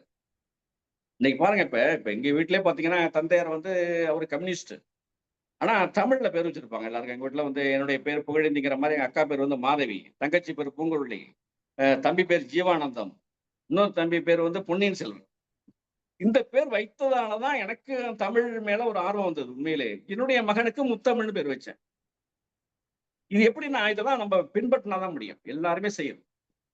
தமிழ் சாதாரண பேர் வைக்கிறதுல என்ன உங்களுக்கு என்ன கஷ்டம்? என்ன வந்து ஒரு கடினமா இருக்கு தமிழ்ல பேர் வைக்க கூடாதா என்ன? இதெல்லாம் தான் அவன் சொல்றான். பாடல் முழுவதும் சொல்றது அதுதானே. தலை நிமிர்ந்து நில்லுங்கிறாங்கல்ல. அப்ப இந்த பேர் வைக்கிறதுல என்ன உனக்கு கஷ்டம்? ஏன் வைக்கல? ஏன்னா பெரியவங்க எல்லாம் இல்ல, யாருமே வைக்கல, நீ தான் அப்படி வச்சுக்க, நாட்டுப்புறத்தா மாதிரி இருக்க. எப்படி சொல்றான்? நாட்டுப்புறமா இருக்க, நீ வந்து படிப்பறிவு இல்லாதவன், அதான் அந்த மாதிரி தமிழை பழைய பேர். இதெல்லாம் எழுத்து பேசுறதுக்கோ, இதெல்லாம் இழிவா சொல்றதுக்கோ யாருமே இல்லை. இப்ப கிண்டலா தான் ஆயிடுச்சு. கிண்டல்காரன் பாரதிதாசனுக்கு வந்து பல பேர்ல எழுதியிருக்காரு. கிண்டல்காரன் ஒரு பேர். பாரதிதாசன் இன்னொரு பேர் பாத்தீங்கன்னா கிண்டல்காரன், அது போல கிறுக்கன். அதுல இன்னொரு பேர் தான் பாரதிதாசன். பல பேர்ல அப்ப எழுதியிருக்கிறார். அப்ப இதெல்லாம் கொதிக்குது அவருக்கு. நாட்டோட நிலைமையெல்லாம் பார்த்து கொதிக்கும்போது எழுதுறாரு. அ ஒரு ஒரு சாதாரண வார்த்தை தமிழ்ல பேரு வைக்கிறது இப்போ ஏன் மாறி போச்சுன்னா, அதுக்கு காரணம் நம்ம படைப்பு தான். நம்ம படைப்பு, ஊடகம் தான் காரணமா இருக்கு. நம்ம தான் காரணமா இருக்கோம். அறிஞர் பெருமக்கள்லாம் காரணமா இன்னைக்கு பாருங்க முதல்வர் எடுத்திருக்காரு பாருங்க. தமிழ்ல பேர் வைக்க சொல்லிட்டு ஒரு ஊடகத்துல இன்னைக்கு இணையத்துல வரப்போகுது. வெளியிடுறாங்க. நீங்க அத பார்த்து நல்லா உங்களுக்கு தமிழ் பேர் தெரியலையா? அதுக்கு என்ன பொருள் வேணுமா? நான் தர்றேன். எடுத்து வைங்கன்னு சொல்லி இன்னைக்கு சொல்லியிருக்காரு. எவ்வளவு பெரிய நிகழ்வு. பாரதிதாசன் எடுத்து கொண்டாடுறதும், அந்த பேர வைக்க சொல்றதும் உண்மையிலே அ எவ்வளவு பாராட்டினாலும் தகட்டும் நம்முடைய முதல்வர. அவ்வளோ வந்து அ அவருக்கு தெரியுது. இத எப்படிதான் மாத்துறது? இதுக்கு என்ன எல்லாருமே அவர மட்டுமே முதல்வர் மட்டுமே செய்ய முடியுமா என்ன? ஒரு அரசாணை மட்டுமா செய்ய முடியும்? எல்லாரும் ஒன்று கூடி செய்ய வேண்டிய ஒரு நிகழ்வு இல்லையா? தமிழுக்கு. நல்ல பேரை தமிழுக்கு சூட்டுங்கள். நான் ஒரு தமிழன் என்று காட்டுங்கள்ன்னு கூட பாடுனாங்களே, ஏன் வைக்கல? இந்த நிலை வேணும். பள்ளிய வந்து எப்படி சொல்றாங்கன்னா, பள்ளின்னு சொல்லாம எப்படி நாகரிகமா பேசுறாங்க தெரியுங்களா? கேட்டு பாருங்க. பல்லிம்பாங்க. மாத்துறான். இவனே மாத்துறான். கொஞ்சம் கொஞ்சமா பல்லி, பல்லின்னு சொல்றான். பல்லி இப்ப கொய்யாவ கொய்யான்னு சொல்லுவான்னு நெனைக்கிறேன். இப்படி எல்லாத்தையுமே வந்துங்க நீங்க ரொம்ப சிந்திக்க வேண்டிய ஒரு நிகழ்ச்சி. எல்லாத்துலயும் வந்து நீங்க ஆரிய கலப்பு, இந்த மொழி கலப்பு வந்து ஊடுருவிட்டே இருப்பாங்க. நீங்க ரொம்ப அது வந்து ஆராய்ச்சி அது பெரியார் ஒருத்தர் இருந்தாரு. நம்மள காப்பாத்திட்டு இருந்தாரு. இப்ப எப்படி தாஜ்மஹால ஷாஜகான் கட்டுன மாரி தமிழ்நாட்டை கட்டியவர் பெரியார். அத வழிநடத்திட்டு போறோம். அப்ப இத உடைக்கிறதுக்கு என்னவோ அதெல்லாம் பண்ணுவாங்க. அவருக்கு மொழி எல்லாம் இல்ல. காட்டுமிராண்டி மொழி ஏன் சொன்னார்ன்னா, நம்ம கடவுள் நம்பிக்கை இந்த மாரி அ புனை சுருட்டு கதைகள்லாம் நம்ம தமிழ்ல வச்சிருக்கிறோம். நம்ம திராவிடனா இருப்போம். தமிழனா இருக்கிறோம். திராவிடனா இருக்கிறது காரணம் சிந்திச்சு ஏத்துக்கிறது. எல்லாத்தையும் தமிழ்ல உள்ளத அப்படியே ஏத்துக்க முடியாது இல்லையா? தமிழ் எங்கள் உயிர் சொல்லிட்டு அப்படியே ஏத்துக்க முடியுமா என்ன? இப்ப திராவிடன்னா என்ன சிந்திச்சு ஏத்துக்கக்கூடியவன் தான் திராவிடன். அப்ப இந்த நிலைக்கு வந்து நம்ம போறோம். இதெல்லாம் வந்து ஒரு சொல்றாரு. ஒரு குழந்தை பாடல்ல கூட பாடும்போது கூட அழகா பாடுறாருங்க. தான் பொண்ணு உண்மையிலே நெறைய பாடல் எழுதிட்டு வந்தவர அவருடைய மனைவி பழனியம்மாள். அவரு மனைவி. மூத்த மகள் தான் சரஸ்வதி. அவங்க இறந்துட்டாங்க. அவரு அந்த குழந்தை வந்து பள்ளிக்கூடத்துக்கு அடம் பிடிச்சிருக்கு. உடனே அந்த அம்மா என்ன சொல்லியிருக்கிறாங்க, "ஐயா என்னென்னமோ பாட்டெல்லாம் எழுதுறீங்க, உலகத்துக்கெல்லாம் எழுதுறீங்க. உங்க மகளுக்கு எழுதுங்க முதல்ல ஒரு பாட்டு." இங்க எல்லாரும் பாரதிதாசன் கொண்டாடுறாங்க. உங்க பொண்ணுக்கு முதல்ல எழுதுங்க பாட்ட. பழங்க பள்ளிக்கூடத்துக்கு போ மாட்டேன்னு அடிக்க போறாங்க. அப்போ ரொம்ப பாசமா இருப்பாரு பொண்ணு மேல. அடிக்க மாட்டாரு. அடிச்சா பிடிக்காது. ரொம்ப கோவக்காரர் பாரதிதாசன். அவ்வளவு செல்லமா இருப்பாரு. எது செஞ்சாலும் அவருக்கு அந்த குழந்தை பெண் குழந்தைன்னா அவ்வளோ பாசம். அப்படிப்பட்ட சரஸ்வதிக்காக பாடின பாட்டு தான், "தலைவாரி பூச்சூடிய உன்னை பாடசாலைக்கு போ என்று சொன்னால் உன் அன்னைன்னு" அங்கேயே பதிவு பண்றது. தான் மகள்ங்கிறத அதிலேயே இந்த பாடல் வரியில உங்களுக்கு கண்டுபிடிச்சிடலாம். நீங்க வந்து இவங்க மகளுக்கு பாடுனதான்னு பார்க்க வேண்டியதில்ல. "தலைவாரி பூச்சூடி உன்னை பாடசாலைக்கு போ என்று சொன்னால் உன் அன்னை சிலை போல ஏனங்க நின்றாய்." அழகா சொல்றா பாருங்க. சிலை குழந்தைய வர்ணிக்க கூட அழகா சொல்றாரு. "சிலை போல அங்கு நின்றாய்ங்கிறத விட முக்கியமான வரி, சிந்தாத கண்ணீரை." என்னைக்காவது உன்ன அடிச்சிருக்கானா? நீ உன் கண்ணீர வரவழைச்சிருக்கானா? அந்த கண்ணீர கல்விக்காக சிந்தலாமாமான்னு கேட்கிறாரு. "சிந்தாத கண்ணீரை ஏன் சிந்துகின்றாய்?" சொல்லிட்டு கடைசியா அவரு அந்த பெண் உரிமைக்கு வந்துருவாரு. நேர நிர்வாகத்த சொல்றாரு பாருங்க. "கடிகாரம் ஓடும் முன் ஓடு, அண்டை வீட்டு பெண்களோடுன்றார்." ஒற்றுமையா இருக்கணும். குழந்தைகள்லாம் தனியா இருக்கக்கூடாது. இன்னைக்கு போ முடியுமா அண்டை வீட்டு பெண்களோடு? நம்ம புள்ள நகராட்சி பள்ளியில படிக்குது. இன்னொன்னு அரசு பள்ளியில படிக்குது. இன்னொன்னு சிபிஎஸ்ல படிக்குது. அதுக்கு வேனு, இதுக்கு இலவச பேருந்து, இது சும்மா நடை மிதிவண்டி. அந்த கல்வி வேற. தமிழே படிக்காம கூட நீங்க பட்டம் வாங்குற நிலைமை இருந்தது. இன்னைக்கு அந்த நிலைய மாற்றியிருக்கிறாங்க. கல்வி வேற. அந்த கல்வி வேற உயர்வு கல்விங்கிற அந்த அது ஜாதி பிரிவு மாரி கல்வியில நான் படிக்கிறது சிபிஎஸ். நான் படிக்கிற அந்த படிப்பு. எனக்கு இந்த படிப்பு உண்டு. இந்த பாடம் சமச்சீர் கல்விய கொண்டு வந்தாரு கலைஞர். நினைச்சு பாருங்க. இந்த சிந்தனைலாம் எப்படி வந்தது? இந்த திராவிட சிந்தனைக்கு வந்ததுக்கு காரணம் பாரதிதாசன். ஆக இந்த நிலை வந்து எல்லாத்தையும் எடுக்கிறோம். எல்லாத்தையும் கண்ணுங்க அர்த்தமா எப்ப நீங்க வந்து முதல்வரே முழிச்சுட்டு இருக்க முடியாது. ஒவ்வொரு தமிழனும் முழிக்கணுங்க. முதல்வர் ஸ்டாலின் மட்டுமே முழிச்சுட்டு பார்த்துட்டு இருக்க முடியும் என்ன நடக்குதுன்னு. இங்கங்க என்ன நடக்குதோ நம்ம எதிர்த்து கேட்கணும். இந்த நிலை வந்து யார்ட்டயுமே இல்ல. அவன் ஏன் அப்படி இல்லன்னு சொன்னா, அவனுக்கு ஏதோ ஒரு வகையில மயங்கிடுறான். ஒண்ணு நம்ம ஜாதிக்காரன், இல்லன்னா நம்ம கட்சிக்காரன், இல்லன்னா நம்ம வேண்டியவன். இவன் சொல்லிட்டான் அட்ஜஸ்ட் பண்ணிக்கலாம். சமரசம் பண்ணிக்கலாம். இந்த நிலை வந்து இருந்துகிட்டே இருக்கு. இதால தான் அந்த உடையுது. நெல்லிக்காய் மூட்டைங்கிறார். இன்னைக்கு தமிழர்கள் இன்னைக்கும் நெல்லிக்காய் மூட்டை தான் இருக்காங்க. ஒற்றுமையை நீங்க எங்கேயுமே பட முடியாது. நீங்க வந்து பிரிக்கிறது ரொம்ப எளிமையா பிரிச்சலாம். ஏதோ ஒரு வகை சொல்லி சொல்லி பிரிச்சுக்கிட்டே இருக்கலாம். அப்படியான்னு எத சொன்னாலும் அப்படியா இருந்தாலும் இருக்கலாம் போல இருக்கு. அப்படிம்பான். காந்தி நெறைய பொய் சொல்லியிருக்காருன்னு சொல்லுங்க. ஆமாங்க இருக்கலாங்க. ஒரு 10, 15 பேர் சொல்லியிருப்பாரு அப்படிம்பாங்க. அவர் ஒண்ணும் சொன்னது மாரி செய்யலங்கன்னு சொன்னா கூட நம்புவோம். எத சொன்னாலும் அதை பத்தி சிந்திக்காமல், அதை கேட்டுக் கொண்டிருக்கிற ஒரு 10, 15 பேர் இருக்கதான் செய்வாங்க. இந்த நிலை தான் மாறி என்னாலும்னு ஆசை. பாரதிதாசனோட சொன்னேன். பாரதிதாசன் இன்னைக்கு உயிரோட வரவழைக்கலாம். அதுக்கு என்ன செய்யணும்னு கேட்டீங்கன்னா, அவரு ஆசைப்பட்டாரு. என்னாலும் எல்லாம் எப்படா நடக்கும் எல்லாம் நாட்டுல? இந்த தமிழன் வந்து எப்படி சொன்னாலும் பிரிஞ்சு பிரிஞ்சு போறானே, இவனை எல்லாம் ஒண்ணு சேர்க்க முடியாதா? உலகம் வந்து இந்த நாடே வந்து தமிழ்நாட்டு மக்கள பார்த்துட்டு, மத்த மாநிலத்துக்காரன் நாட்ட இந்தியாவுல உள்ளவங்க எல்லாருமே, என்னடா தமிழன பிரிக்கவே முடியலையே! என்னமோ சொல்லி பார்த்தோம். என்னென்னமோ செஞ்சு பார்க்கிறோம். எவ்வளவு சலுகை குடுக்குறோம். என்ன எத சொன்னாலும் அவனால பிரிக்க முடியல. அவன் ஒத்துமையா இருக்கிறானே! இந்த நிலை வருமா? ஒண்ணுமே பிரிக்க முடியலன்னு வேதனை பண்ணணுமா? அவன் கலங்கணுமா? அந்த மாரி நிலை வராதா அந்த நாட்டுல? அப்படின்னு பாரதிதாசன் ஏங்கி இருக்காரு. என்னாலும் என்ன நடக்க போகுதுன்னு கேட்கிறாரு. "கள்ளத்தால் நெருங்கோணாதே என வையம் கலங்கக் கண்டு துள்ளும் நாள் எந்நாளோ உள்ளம் சொக்கும் நாள் எந்த நாளும்னார்." இந்த நிலை வந்து இன்னைக்கு வந்திருக்கான்னு பாருங்க. இன்னைய வரைக்கும் இல்ல. இவர் பாரதிதாசன் பாடிட்டு போயிட்டாரு. 64லயே போயிட்டாரு. நம்ம 25ல இருக்கோம். இன்னைய வரைக்கும் வரவில்லை. இந்த பிரிவினைங்கிறது இருந்துகிட்டு தான் இருக்கு. வந்துகிட்டு தான் இருக்கும். இது என்னைக்கும் மாறாது. இதெல்லாம் மாறணும். இன்னைக்கு வந்து எல்லாத்தையுமே சட்டத்தால ஒண்ணும் பண்ண முடியாது. மக்கள் மனங்கள் மாற வேண்டும். அந்த நிலை வந்தா தான் வரலாம். இப்போ இசை எடுத்துக்க. நல்ல தமிழ் இசை இருக்கா? அவரு பண்ணார். "துன்பம் நேர்கையில் யாழெடுத்து நீ இன்பம் சேர்க்க மாட்டாயான்னாரு." இன்பம் சேர்க்கிற மாரி இருக்கா? தமிழ் இசை இன்னைக்கு இருக்கா? தமிழ் இசை என்ன செய்யும்னா, இணைக்கும். "அன்பிலான் நெஞ்சில் தமிழில் பாடி நீ அல்லல் தீர்க்க மாட்டாயாங்கிறார்." இன்னைக்கு அல்லலா தான் இருக்கிறத விட தீர்க்கறதுக்கு வழி காணும். தமிழ் உயரணும். தமிழன் உயர்வான். தமிழன் உயர தமிழ் உயரும்னு சொன்னா 2ம் பின்னி பிணைந்தது. எதுலயுமே மாற்றம் இல்ல. இப்போ இந்த வரிகள்லாம் வந்து நம்ப இப்ப அறிவை எதுல விரிவு செய்றோம்? அவன் சொல்றான். "அறிவை விரிவு செய், அகண்டமாக்கு" அப்படிங்கிறான். கண்டமாக்குறானே தவிர அகண்டமாக்குற மாரி தெரியல. விசால பார்வைங்கிறாங்க. அந்த பார்வை இருக்கா நம்மகிட்ட? அந்தபடி பாரதிதாசன் சொன்ன பார்வை அந்த பார்வை தான். எந்த மதம் எதுன்னு பார்க்காம ஒரு பார்வைய பார்க்க முடியுமா அவங்களால? ஒரு மனிதன பார்த்தோம்னா மனிதன் தான் தெரியணும் உங்களுக்கு. வேற எதுவுமே தெரியக்கூடாது. இவன் மனிதன். அவ்வளவுதான். நம்மை போல மனிதன். அப்படிங்கிற அந்த உணர்வு முதல்ல வருதா? அந்த நிலை வந்துட்டா போதும். ஒற்றுமைங்கிற ஒன்றா போட்டு சமத்துவம் வளர்ந்து விடுங்கிறார் பாவேந்தர். அந்த நிலையில வருமான்னு பாருங்க. கண்ல தெரியணும். எவ்வளவு நீங்க பாரதிதாசன் நூல்கள்லாம் வந்து எங்க உங்களுக்கு காட்சிப்படுத்துறாங்க? வெளியில தெரியுதா? நல்ல நூல்களை விட, படிக்கக்கூடிய நூல்களை விட, படிக்கக்கூடாத நூல்கள் தான் அதிகமா இருக்கு. சிந்திக்க வைக்கிற மாரி எழுதக்கூடியது, சிந்திக்க வைக்கிற மாரி பாடல், சிந்திக்க வைக்கிற மாரி எழுத்தாற்றல நம்ம தேடி படிக்கணும். நம்மை உயர்த்த வேண்டாமா? இன்னும் தமிழ் உயர்ந்த நிலைக்கு வரணுமே! பாரதிதாசன் நம்ம கதர்னாரு. ஏதோ கொஞ்சம் வளர்ந்திருக்கோமே தவிர, அந்த உயர்ந்த நிலையை நம்ம இன்னும் அடையல தமிழன். அவருடைய உயர்ந்த நிலைங்கிறது வேறு.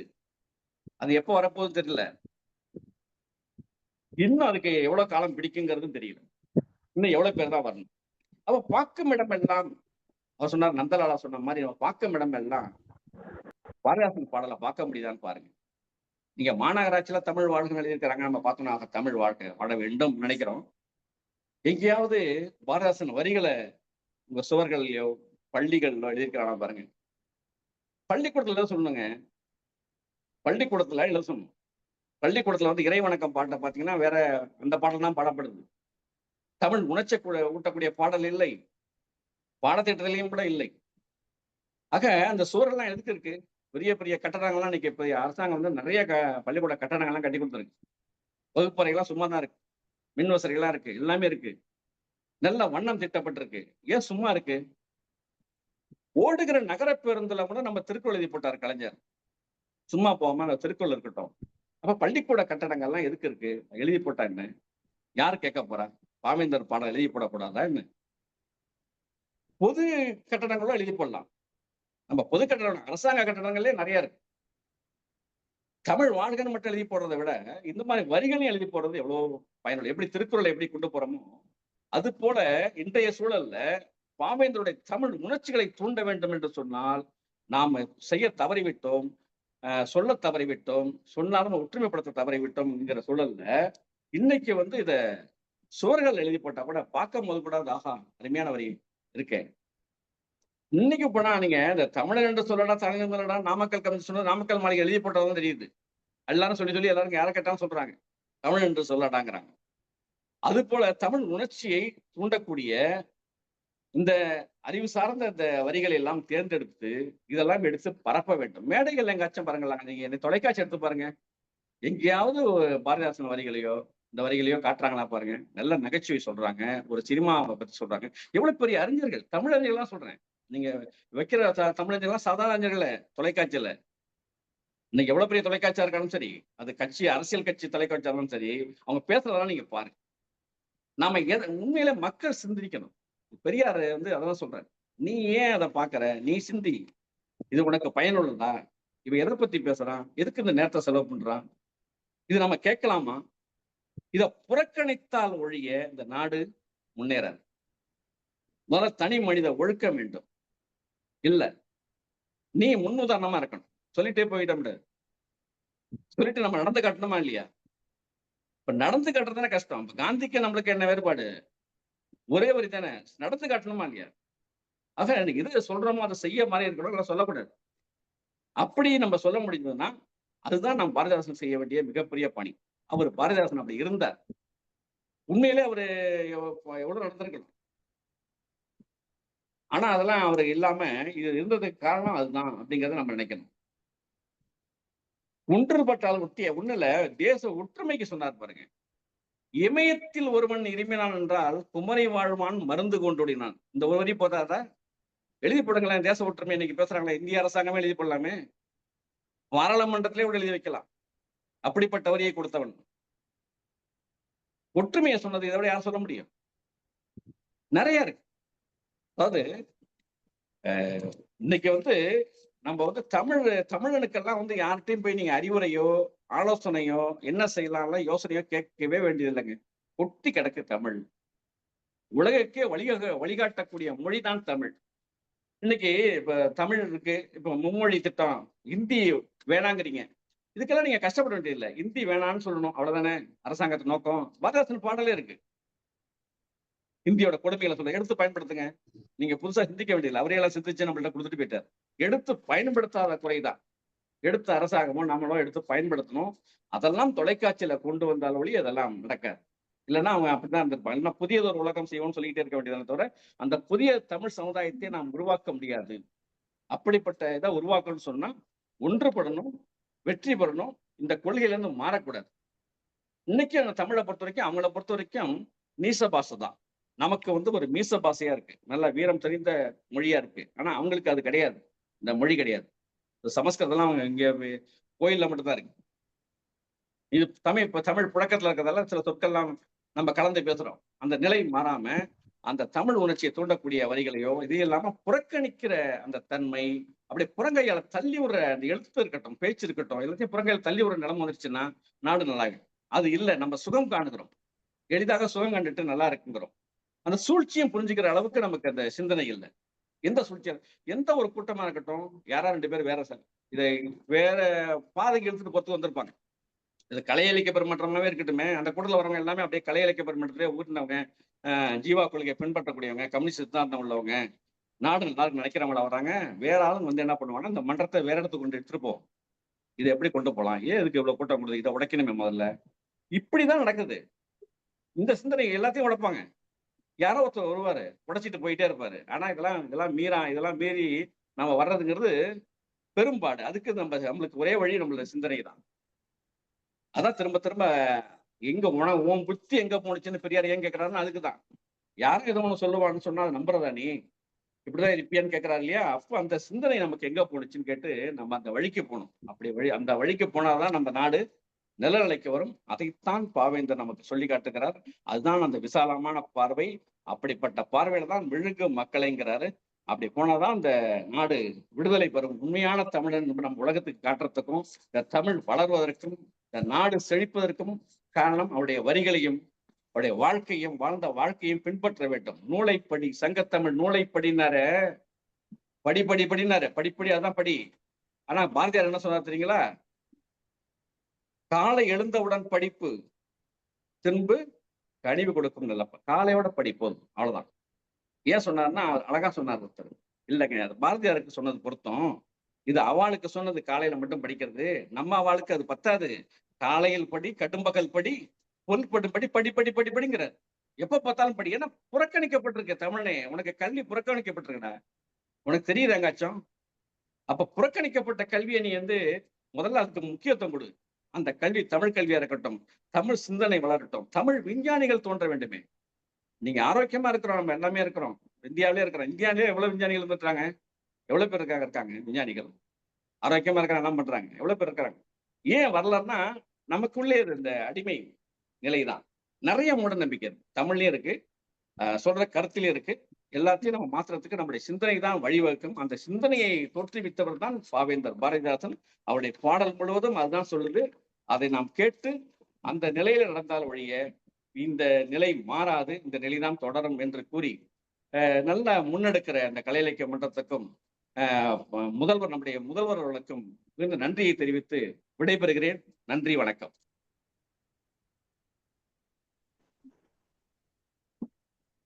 அருமையான உரை, ஆற்றலுக்கான உரை.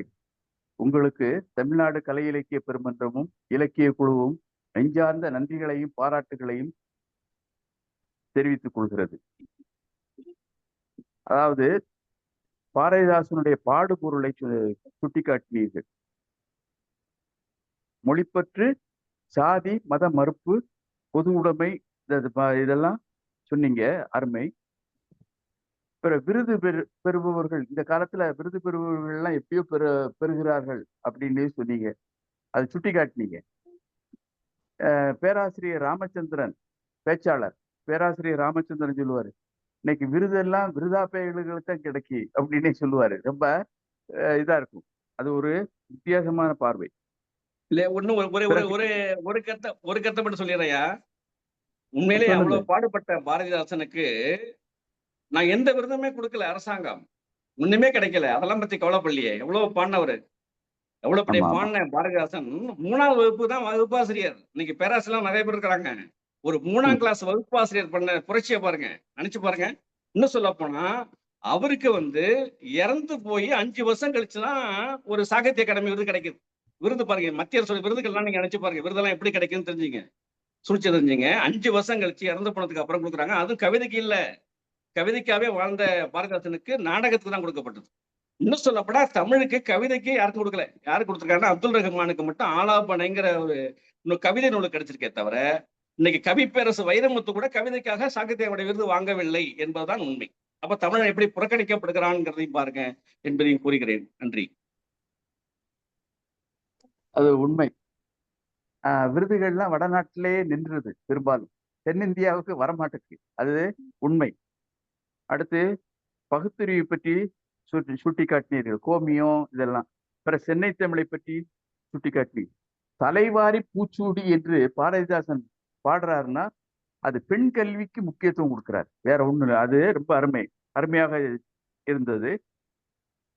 அடுத்து தமிழ் பெயர் சூட்டுவது அப்படின்னு சொன்னீங்க. இப்ப நான் சமீபத்துல இந்து தமிழ் பத்திரிகையில ஒரு செய்தி படிச்சேன். விருதுநகர் மாவட்ட ஆட்சியர் கடைகளுக்கு தமிழ் பெயர் சூட்டி இருப்பவங்களெல்லாம் கூட்டி அழைத்து பாராட்டி மரியாதை செய்தார்.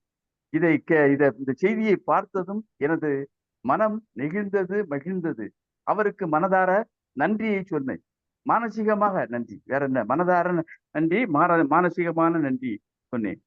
அடுத்து நீங்க சொன்ன உங்களுடைய உரையிலேயே ஒரு முத்தாய்ப்பான ஒரு இதுனா, திருக்குறளை மாதிரி பாரதியார், பாரதிதாசன் பாடல்கள் அல்லது தமிழறிஞர்கள் பாடல்களில் முக்கியமானவற்றை பிரபல்யப்படுத்த வேண்டும், அங்கங்கே எழுதி போட்டு அதை பரவலாக்கம் செய்ய வேண்டும் என்று சொன்னது ரொம்ப நல்ல ஒரு கருத்து, நல்ல ஒரு கோரிக்கை என்றே கருதுகிறேன். அடுத்து இதற்கு வழக்கம் போல் பின்னோட்டம் அளிக்க மேனாள் பொதுச்செயலாளர் அவர்களை அன்போடு அழைக்கிறேன். ஐயா, மேனாள் பொதுச்செயலாளரே வாங்க. வரோம். சரி. அன்பான தோழமைகளே, உங்கள் அனைவருக்கும் என்னுடைய அன்பு வணக்கம். ஐயாறு புகழ் பல்வேறு கருத்துக்களை எடுத்து பாரதி பன்முகத்தன்மையை, பன்முக ஆற்றலை, அவருடைய கவிதை பேராற்றலை, அந்த கவிதைக்குள்ளே இருக்கிற கருத்து வளத்தை எல்லாவற்றையும் அழகாக தொகுத்து தன்னுடைய பார்வையிலே எடுத்து வைத்திருக்கிறார். அவருக்கு என்னுடைய அன்பான வாழ்த்துக்கள். இனிமை தமிழ்மொழி எமது, எமக்கு இன்பம் தரும்படி வாய்ந்தனர் அமுது, கனியை பிழிந்திட்ட சாறு, யாம் கதியில் உயர்ந்திட யாம் பெற்ற பேரு, நனியுண்டு நனியுண்டு காதல், தமிழ் நாட்டினர் யாவருக்குமே தமிழ் மீதில், நாடு செய்வோம் நல்ல தொண்டு என்றெல்லாம் முடிக்கிறார் பாரதி. தமிழ் என்று வருகிற பொழுது அப்படியே உருகி உருகி உருகி உருகி, அதாவது தமிழர்களுடைய ஒரு பண்பாட்டிலேயே அது பக்தி இலக்கியமா இருந்தாலும் சரி, பகுத்தறிவு இலக்கியமா இருந்தாலும் சரி, அல்லது வேற்று நாட்டவர்கள் வந்து தமிழை கற்றாலும் சரி, தமிழை பாராட்டுவது என்பது ஒரு மரபு. அந்த வகையிலே பாரதிதாசன் பாரதிக்கு முன்பு தமிழ் எப்படி இருந்தது?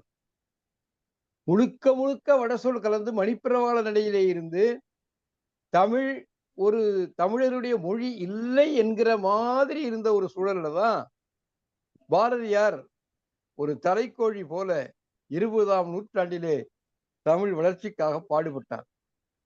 பாரதியார் புதுப்பித்தன் சொல்லுவாரு, பாரதி படைத்தவை இந்த தமிழ்நாட்டுக்கு வைத்திருக்கிற சொத்து கண்ணன் பாட்டு, குயில் பாட்டு, பாஞ்சாலி சபதம் பாரதிதாசன். இப்ப பாரதிதாசன் அவர் வந்து படைத்த குயில் பாட்டு, கண்ணன் பாட்டு, பாஞ்சாலி சபதம், அதோடு பாரதிதாசன் என்ற படைப்பையும் உருவாக்கி வைத்திருக்கிறார். பாரதிதாசனுடைய தமிழ் பாரதியிடமிருந்து வளர்ந்த தமிழ். பரம்பரையாகவே தமிழர்களுக்குரிய தமிழ் பற்றை அவர் முன்னெடுத்தார்.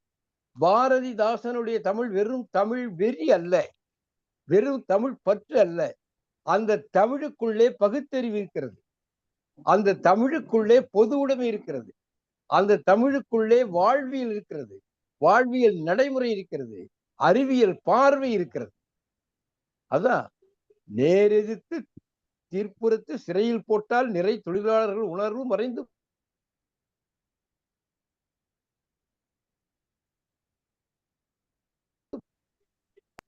இன்மையாமோ, பிற சூழ்ச்சி செந்தமிழை அழிப்பதுண்டோ, நேர் நிறுத்தி தீர்ப்புரைத்து சிறையில் போட்டால் நிறை தொழிலாளர்கள் உணர்வு மறைந்து போமோ. தமிழை சொல்லிய அடுத்த வரியிலேயே தொழிலாளர் உரிமையை பேசுகிறார். அதான் பாரதிதாசன். பாரதிதாசனோட சிறப்பு என்னென்றால், தமிழ் என்றால் அது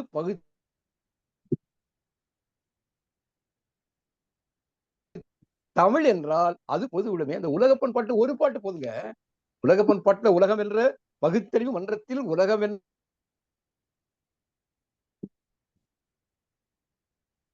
வகுத்திருந்த வெகு காலத்துக்கு முன்பே மக்கள் சுகித்திருக்க குத்தகைக்கு விட்டது உண்டோ சொல் என்றேன்.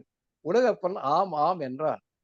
வகுத்த அந்த குத்தகைக்கு சீட்டு உண்டோ வாய்ச்சொல்லோ என்று உரைத்தேன், வாய்ச்சொல் என்றார்.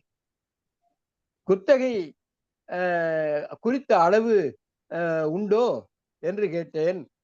வாயடியும் கையடியும் செய்த பேர்கள் கண்மூடி மக்களது நிலத்தை எல்லாம் கொத்தி கொண்டு ஏப்பமிட்டு வந்ததாலே கூலி மக்கள் தொகை அதிகரித்தது.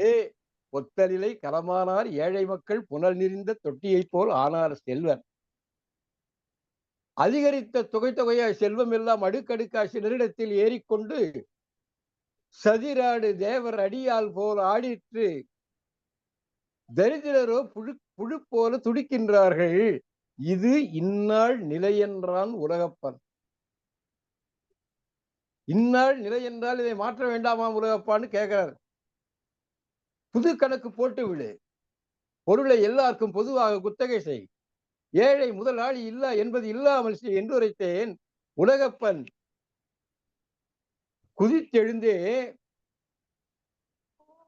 ஆழமப்பா உன் வார்த்தை, அதற்கென்ன தடையப்பா இல்லையப்பா, ஆழமப்பா உன் வார்த்தை உண்மையப்பா, அதற்கென்ன தடையப்பா இல்லையப்பா, ஆழமப்பா உன் கருத்து மெய்தானப்பா, அழகாயும் இருக்கதப்பா நல்லதப்பா, தாழ்வுயர்வு இல்லையப்பா என்று கூறி தகத்தகன ஆடினான்.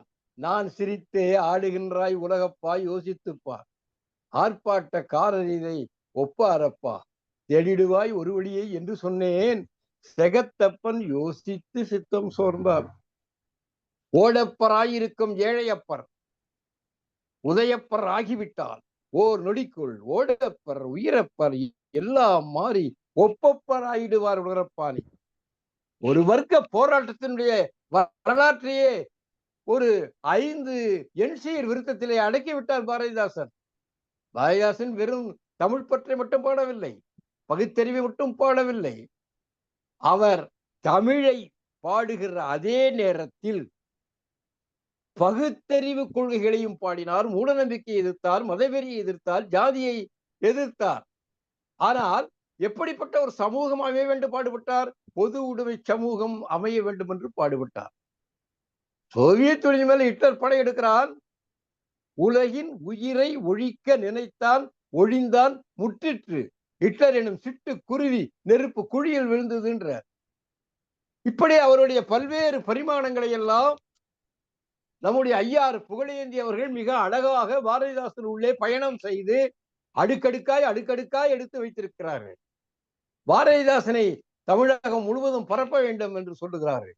அரசாங்கம் மிக ஒரு அருமையான, தமிழ்நாடு அரசாங்கம் ஒரு மிக அருமையான ஒரு தொண்டை செய்திருக்கிறது. பாரதிதாசனுடைய பிறந்த நாளையொட்டி 29 ஏப்ரல் 29 தேதியிலிருந்து மே 5 தேதி வரை ஒரு வாரம் தமிழ் வாரம் கொண்டாட வேண்டும் என்று அறிவித்து இன்றைக்கு நாம் 4வது நாள் இருக்கிறேன். 4வது நாளா 3வது நாளா? 4வது நாள். சரி, 4வது நாள். 4வது நாள் கொண்டாடி கொண்டு இருக்கிறோம். தமிழ்நாடு கலை இலக்கிய பெருமன்றம் அந்த வகையிலே ஜீவாவினுடைய வழியிலே, ஜீவாவின் மிக நெருங்கிய நண்பர் பாரதிதாசன். அவரும் பாரதிதாசனும் சுயமரியாதை இயக்கத்திலே ஒன்றாக பணியாற்றியவர்கள். அதனால்தான் பாரதிதாசனுக்கு அந்த சிங்காரவேலு தொடர்பு, ஜீவாவுடைய தொடர்பு இதெல்லாம் கிடைத்ததனால்தான் பொது உடைமை பார்வை அவருக்கு மிக ஆழமாக பதிந்திருக்கிறது. பாரதி பொது உடைமை கருத்தை எனக்கு ஊட்டினார். அந்த பாரதி பொது உடைமை என்று என்னுடைய பாட்டிலே ஊட்டினார். என்னுடைய பாட்டி நெய்யிலே அதை நான் வளர்த்தேன் என்று பாரதிதாசன் கூறுகிறார். அப்ப எல்லாமே அவருக்கு பாரதி தான். ஆனா பாரதியிலிருந்து வந்து பாரதி விடுதலை போராட்ட காலத்தில் இருந்த ஒரு கவிஞன், விடுதலை பார்க்காமலே போய்விட்டார். ஆனால் பாரதிதாசன் விடுதலை பெற்ற தமிழகத்திலே, விடுதலை பெற்ற இந்தியாவிலே வாழ்ந்தவர். எனவே அவருக்கு எதிர்கொண்ட பிரச்சனைகள் என்பது இந்தி எதிர்ப்பு, மொழி வளர்ச்சி, ஜாதி வெறி, மதவெறி, இவைகளெல்லாம் எதிர்க்கக்கூடிய ஒரு தேவை இருந்தது. அதனால்தான் அவர் மூட நம்பிக்கை மிக கடுமையாக சாடினார். அதனால்தான் அவர் மதவெறியை, ஜாதி வெறியை கடுமையாக சாடினார். இருட்டறையில் உள்ளதடா உலகம், சாதி இருக்கின்றது என்பானும் இருக்கின்றானே. இப்ப இருந்தா நம்ம சொல்லுவார் பாரதிதாசன். இப்ப ஜாதி சங்கங்கள் எல்லாம் கொழுந்து விட்டு எரிந்து கொண்டிருக்கின்றனவே, இதை பார்த்தா பாரதிதாசன் என்ன சொல்லுவார்? ஆக பாரதிதாசன் நமக்கு இன்னமும் தேவை. இப்பொழுது மிக மிக மிக மிக தேவை. அது கலை இலக்கிய பெருமன்றம் போன்று ஒரு இடதுசாரி கலை இலக்கிய அமைப்புகள் பாரதிதாசனை தலைமையில் தூக்கி கொண்டாடுவது ஒரு வரலாற்று சிறப்பு. அதை நாம் சரியாக செய்வோம். இன்றைக்கு ஐயாறு புகழேந்தி அவர்கள் மிக அருமையாக உரையாற்றிருக்கிறார். அவருக்கு என்னுடைய அன்பான வாழ்த்துக்கள். இதற்கெல்லாம் காரணமாக இருக்கக்கூடிய நம்முடைய பொதுச் செயலாளர் அவர்களுக்கும், இலக்கிய குழுவிற்கும், நம்முடைய கருமுருகன் ஐயா அவர்களுக்கும், நம்முடைய சிவசுப்பிரமணியன் ஐயா அவர்களுக்கும், நம்முடைய கலை இலக்கிய பெருமை இலக்கிய குழு உறுப்பினர்கள் அனைவருக்கும் என்னுடைய அன்பான வாழ்த்துக்கள். உலகம் முழுவதும் பார்த்து கொண்டிருக்கின்ற அன்பு தமிழ் நெஞ்சங்களுக்கு என்னுடைய அன்பையும் வாழ்த்துக்களையும் நன்றியையும் கூறுகிறேன். நன்றி, வணக்கம். மிக்க நன்றி மேனாள் பொதுச் செயலாளர் அவர்களே. அடுத்து, அதாவது பின்னூட்டம் அளிப்பதில் வழக்கமான உள்ளவங்களை நான் சொல்லுவேன். யாராவது புதுசா சொல்லணும்னா கையை உயர்த்திட்டீங்கன்னா தெரியும். அடுத்து அரசியல்வியமா வாங்க. அனைவருக்கும் வணக்கம். இன்றைய பொழிவு மிக மிக மிக ரொம்ப நல்லா இருந்துச்சு. உரைப்பொழிவாளரின் கருத்துக்களாகட்டும், கேள்விகளாகட்டும், கோபமாகட்டும், ஆதங்கமாகட்டும், அத்தனையுமே சிந்தனைக்கு உரியது. ரொம்ப ரொம்ப எல்லாத்தையுமே நடைமுறையில என்ன இருக்கோ அது எல்லாத்தையுமே சுட்டி காட்டினார். தமிழ் தமிழா இருக்கணும், தமிழன் தமிழனா இருக்கணும். இத ரொம்ப வலியுறுத்தி சொன்னாரு. நான் ஒரு ரெண்டு விஷயத்த மட்டும் உங்களோட பகிர்ந்து கொள்ள ஆசைப்படுகிறேன். என்னன்னா, எங்க பள்ளிக்கூடத்துல ஐயா பாடினாங்களே தலைவாரி பூச்சூடி உன்னை, அதுல அந்த ஒரு 2 வரி எனக்கு ரொம்ப பிடிக்கும். கடிகாரம் போடு முன்போடு, கடிகாரம் போடு முன்போடு, என் கண்ணல்ல நீயும் அண்டை வீட்டு பெண்களோடு, மலைவாழை அல்லவா கல்வி, மலைவாழை அல்லவா கல்வி, நீ வாயார உண்ணுவாய் போய் வா என் புதல்வி, தலைவாரி பூச்சூடி உன்னை. 5வதுல இருந்து 8வது வரைக்கும் படிக்கக்கூடிய மாணவர்களுக்கு அத்துப்படி இந்த பாட்டு எங்க ஸ்கூல்ல எல்லா பிள்ளைகளுக்கும் பாட தெரியும். அதுல இந்த 4 வரியை விட சிறந்த ஒரு பிள்ளைகளுக்கு ஆர்வம் மூட்ட உற்சாகத்தை கொடுக்கக்கூடிய ஒரு பேச்சு இருக்கா? கிடையாது. பள்ளிக்கூடம் போற பிள்ளைகளுக்கு இது 2 வரி இருந்தாலே போதும், கல்வி மேல ஆசை வந்துரும். இன்னொரு விஷயம், தமிழ் தமிழ் தமிழ் எங்கும் தமிழ் தான். எங்க ஸ்கூல்ல அந்த பள்ளிக்கூடம் முடியிறப்ப தேசிய கீதம் எல்லா ஸ்கூல்லயும் போடுற மாதிரி நாங்களும் பாடுவோம், பிள்ளைகளோட சேர்ந்து பாடுவோம். அத நான் என்ன பண்ண, தமிழ்ல தேசிய கீதம் இருக்கு. இனங்களும் நிறங்களும் 1000 இருந்தும் மனங்களில் பாரத தாயே, இத நான் பாட சொன்னேன். ஒரு நாள் எழுதி போட்டு பிள்ளைகளை மனப்பாடம் பண்ணீங்கன்னா மறுநாளே எல்லாம் ரெடியா வந்துருச்சுங்க, பாடிச்சுங்க. ஒரு 2-3 நாள் பாடிச்சுங்க. அப்புறம் எங்க ஆசிரியர்கள்லாம், எதுக்கு டீச்சர் வம்பு, ஏன் தமிழ்ல பாடுனீங்கன்னு யாராவது கேள்வி கேட்டா என்ன பண்றது, வேண்டாம் டீச்சர் பிள்ளைகள் இப்படியே பாடட்டும் அப்படின்ட்டாங்க. எனக்கு இதுல என்ன பிரச்சனை, தேசிய கீதம் தமிழ்ல தானே பாடுதுங்க. என்ன அவங்களுக்கு அது ஏற்புடையதா இல்ல, ஏதாவது பிரச்சனை வந்துருமோன்னு பயந்தாங்க. சரி உங்களுக்காக நான் அதை செய்யலன்னு. தமிழ்ல பாடும்போது பிள்ளைகள் பிழை இல்லாம சத்தமா அழகா பாடுங்க. அதே இது ஜனகணமனன்னு பாடும்போது அந்த தவ சுபல தவ தவன்னுட்டே போயிடுங்க, இந்த சின்ன பிள்ளைகளும் சேர்ந்து பாடும்போது. அதனால இந்த தேசிய கீதத்தை ஏன் தமிழ்நாட்டுல தமிழ்ல போடக்கூடாது? எல்லாம் தமிழ்ங்கிறீங்கள, நிறைவா தமிழ் தேசிய கீதம் போடுறீங்களா, ஏன் தமிழ்ல போட மாட்டேங்கிறீங்க?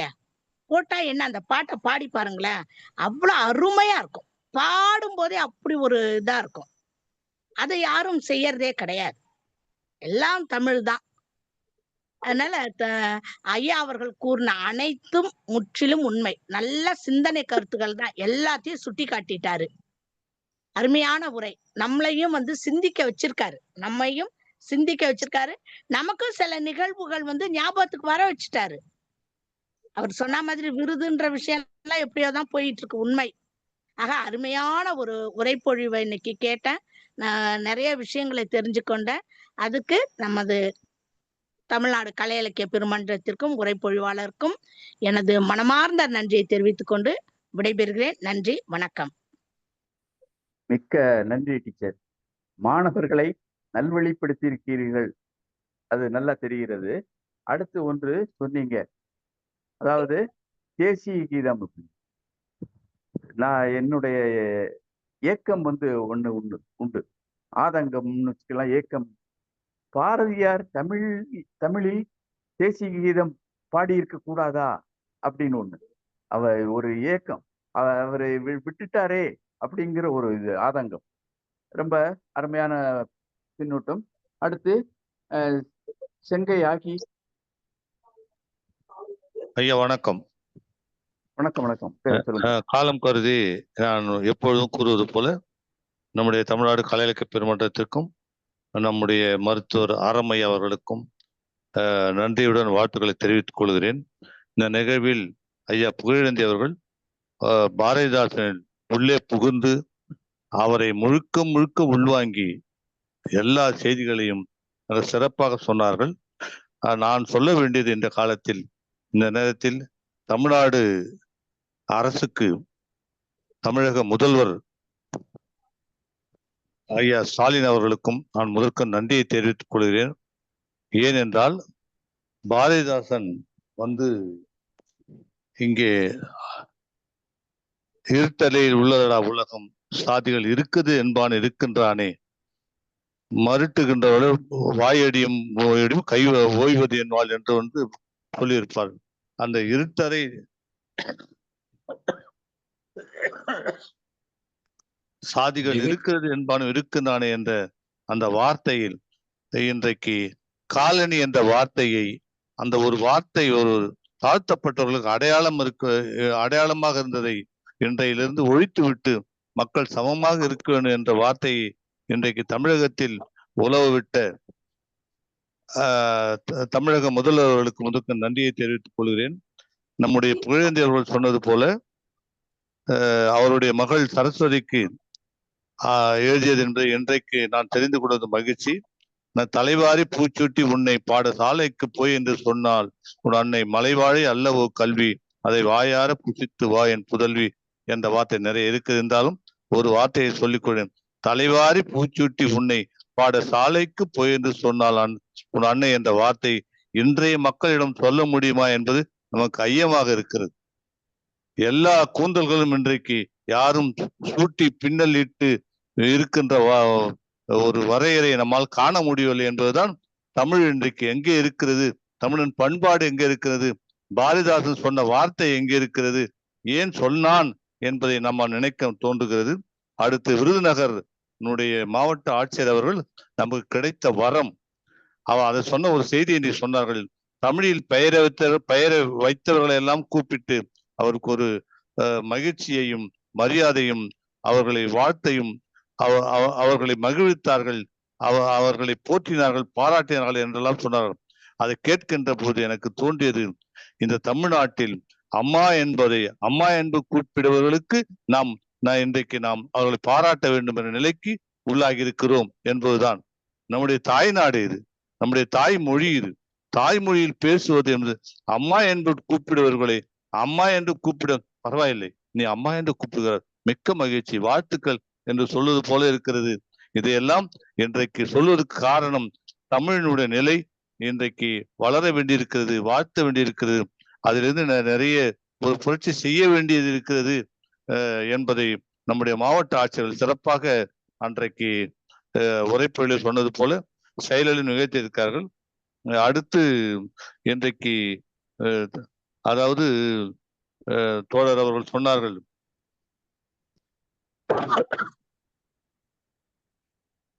நூலைப்படி, சங்கத்தமிழ் நூலைப்படி, முறைப்படி நூலைப்படி, காலைப்படி, கடும்புகள் படி, மாலை இரவு பொருள்படும்படி நூலைப்படி. இந்த படி என்று சொல்வதற்கு பாபா சாஹிப் அம்பேத்கரை கேட்டார்கள், இந்த மக்களுக்கு, நாட்டு மக்களுக்கு ஏதாவது சொன்னுங்கள் சொன்னார்கள். அதற்கு பாபா சாஹிப் வந்து சொன்னார்கள், ஒரு முதல் வார்த்தை, ஒரு 3 வார்த்தை கேட்டார்கள், இந்த மக்களுக்காக சொல்லுங்கள் என்று. முதல் வார்த்தை படி, 2ஆம் வார்த்தை படி, 3ஆம் வார்த்தையும் படி. இங்கு அழகாக சொன்ன நம்முடைய ரவீந்திர பாரதி அவர்களும் அண்ணன் சொன்னார்கள், பாரதி காலையில் எழுந்ததும் படி என்று சொன்னான். ஆனால் பாரதிதாசன் படி படி படி படி, மாலை இரவு பொருள்படும்படி படி என்று சொன்னான். அறம்படி பொருள்படி, அப்படி இன்பம்படி, இறந்த தமிழ் நான்மறை பிறந்தது சொல்லும்படி நூலைப்படி, சங்கத்தமிழ் நூலைப்படி என்று படிக்க வேண்டிய காலத்தையும் கருத்தையும் நூலையும் சிறப்பாக சொல்லி தந்தான்.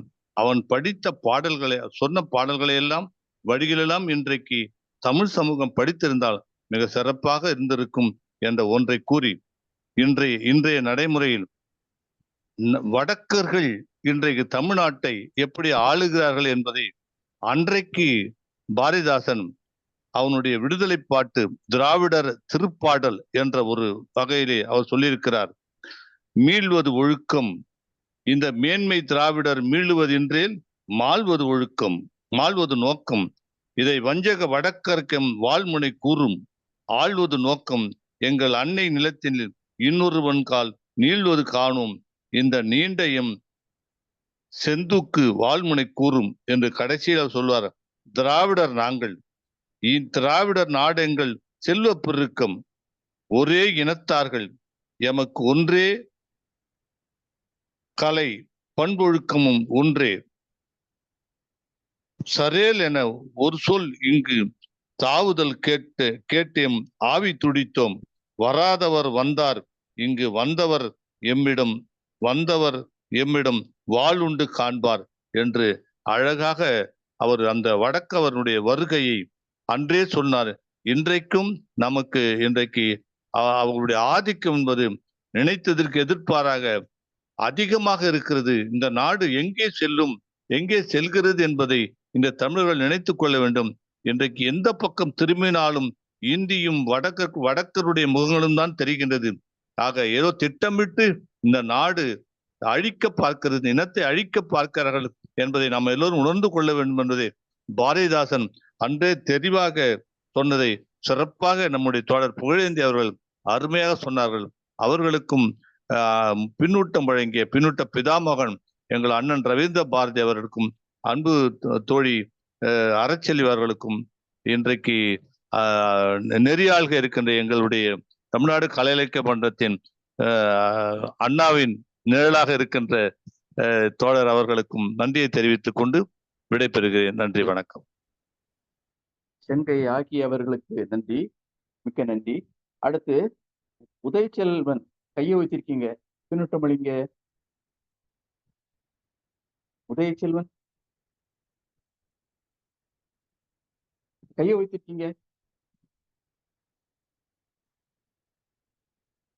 சரி, சாத்தூர் கணேசன் ஐயா, சாத்தூர் கணேசன் பின்னூட்டம் அளிக்கிறீங்களா? ஐயா வணக்கம் ஐயா, வாழ்க வளமுடன். வணக்கம் வணக்கம் வணக்கம். ஐயா, இன்னைக்கு புகழேந்தியனுடைய உரை மிகவும் அருமை. பாவேந்தரனுடைய அந்த எண்ணங்களை பிரதிபலிக்கிறதாக, அவருக்கு இருக்கக்கூடிய அந்த பாவேந்தருக்கு எந்த அளவுல ஒரு ஆதங்கமும் ஒரு ஆத்திரமும் அந்த மக்களிடத்தில் ஏற்பட்டதோ அதே மாதிரி அவருடைய உரையில இருந்தது. ஐயா, அந்த மொழிப்பற்றை பற்றி சொல்லும்போது ஒரு சில சிவசுப்ரமணியாவும் சொன்னாங்க. அதாவது ஒவ்வொரு ஏரியாவிலையும் ஒவ்வொரு பகுதியிலையும் நம்ம தமிழை பேசும்போது எப்படி பேசுகிறார்கள் என்று ஒரு இதை சொன்னாங்க. அது பார்க்கும்போது பார்த்தீங்கன்னா, ஒவ்வொரு பகுதியிலையும் இந்த தமிழ் இப்போ சென்னையில ஒரு மாதிரி பேசுறாங்க. அதே மாதிரி கொங்கு மண்டலத்தை சேர்ந்தவங்க ஒரு மாதிரி பேசுறாங்க. அதே மாதிரி திருநெல்வேலி பக்கத்துல இருந்து பேசுறவங்க ஒரு மாதிரி பேசுறாங்க. அப்ப இந்த பேச்சுகள் எல்லாம் பாவேந்தர் பாரதியார் சொல்லியிருக்கார், பாவேந்தர் சொல்லியிருக்கார், இன்னும் நிறைய தமிழ் ஆய்வாளர்கள் நிறைய சொல்லியிருந்தா கூட இது ஏன் இப்படி பேசுகிறார்கள் என்று சொல்வதை பார்க்கும்போது, ஒருவேளை இவர்கள் கல்வி கற்காததுனால பேசுகிறார்களா, இல்லை நடைமுறை பேச்சுவார்த்தையே அப்படிதான் இருக்கின்றதா? அப்ப இதெல்லாம் மாற்ற முடியாத காரணங்கள் என்ன அப்படின்னு நம்ம புரியல. அப்போ சென்னையில கல்வியில தரத்துல உயர்ந்துதான் இருக்கு. அப்ப கல்வித்தரங்கள் உயரும் போது இந்த வார்த்தைகளும் தமிழ் பேசுவதும் மாறித்தான் வர வேண்டும். ஆனால் சென்னையில அதெல்லாம் மாற்ற முடியலையே. அப்ப வீம்புக்காக பேசுவது என்று நம்ம சொல்ல முடியாது. அப்ப என்ன, தமிழை நல்ல முறையில் கற்றவர்கள் இப்படி பேசுகிறார்களா அப்படின்னு சொன்னோம்னா, அப்போ பெரிய பெரிய இந்த நகரங்களில் உள்ளவர்கள் கூட இந்த மாதிரி பேசும்போது நம்ம கொஞ்சம் சிந்திக்கத்தான் வேண்டி இருக்கிறது. ஐயா சொன்ன மாதிரி யாரு என்ன வேணா சொல்லட்டும், ஆனா சிந்திப்பு என்பது மிக மிக அவசியம்னு சொன்னாங்க. அது உண்மைதான். இன்னொன்னு சொன்னாங்க, என்ன சொன்னாங்கன்னா, நான் இப்படித்தான், இதை ஒண்ணும் மாற்றிக்கொள்ள மாட்டேன் அப்படின்னு இருக்கிறதா ஒரு சரியான தன்மை என்றுதான். இது எல்லா இடத்துலயும் இந்த இது பொருந்துமா அப்படிங்கிறது எனக்கு ஒரு சந்தேகம். அதாவது ஒரு சில இடங்களில் நம் கொஞ்சம் சகிப்புத்தன்மையோட விட்டு கொடுத்து போகக்கூடிய தன்மையில் இருக்கும் போதுதான் நம்மளுடைய வெற்றியும் அடங்கி இருக்குதுன்னு எனக்கு தெரியுது. ஆனா ஐயா பாரதிதாசன் அவர்கள் எதையுமே அந்த மாதிரி சகிச்சுக்கிட்டு போறக்கூடிய தன்மை இல்லை. நான் இப்படித்தான் அப்படின்னு சொல்லி ஒரு நிலையா இருப்பாருன்னு சொன்னாங்க. இது ஒரு சின்ன ஒரு அந்த சந்தேகத்துல இருக்குது எனக்கு. மற்றபடி இந்த மொழியை பொறுத்த மட்டில் இது எல்லாம் ஏன் மாறவில்லைங்கிறது எனக்கு இன்னமும் விளங்கவில்லை.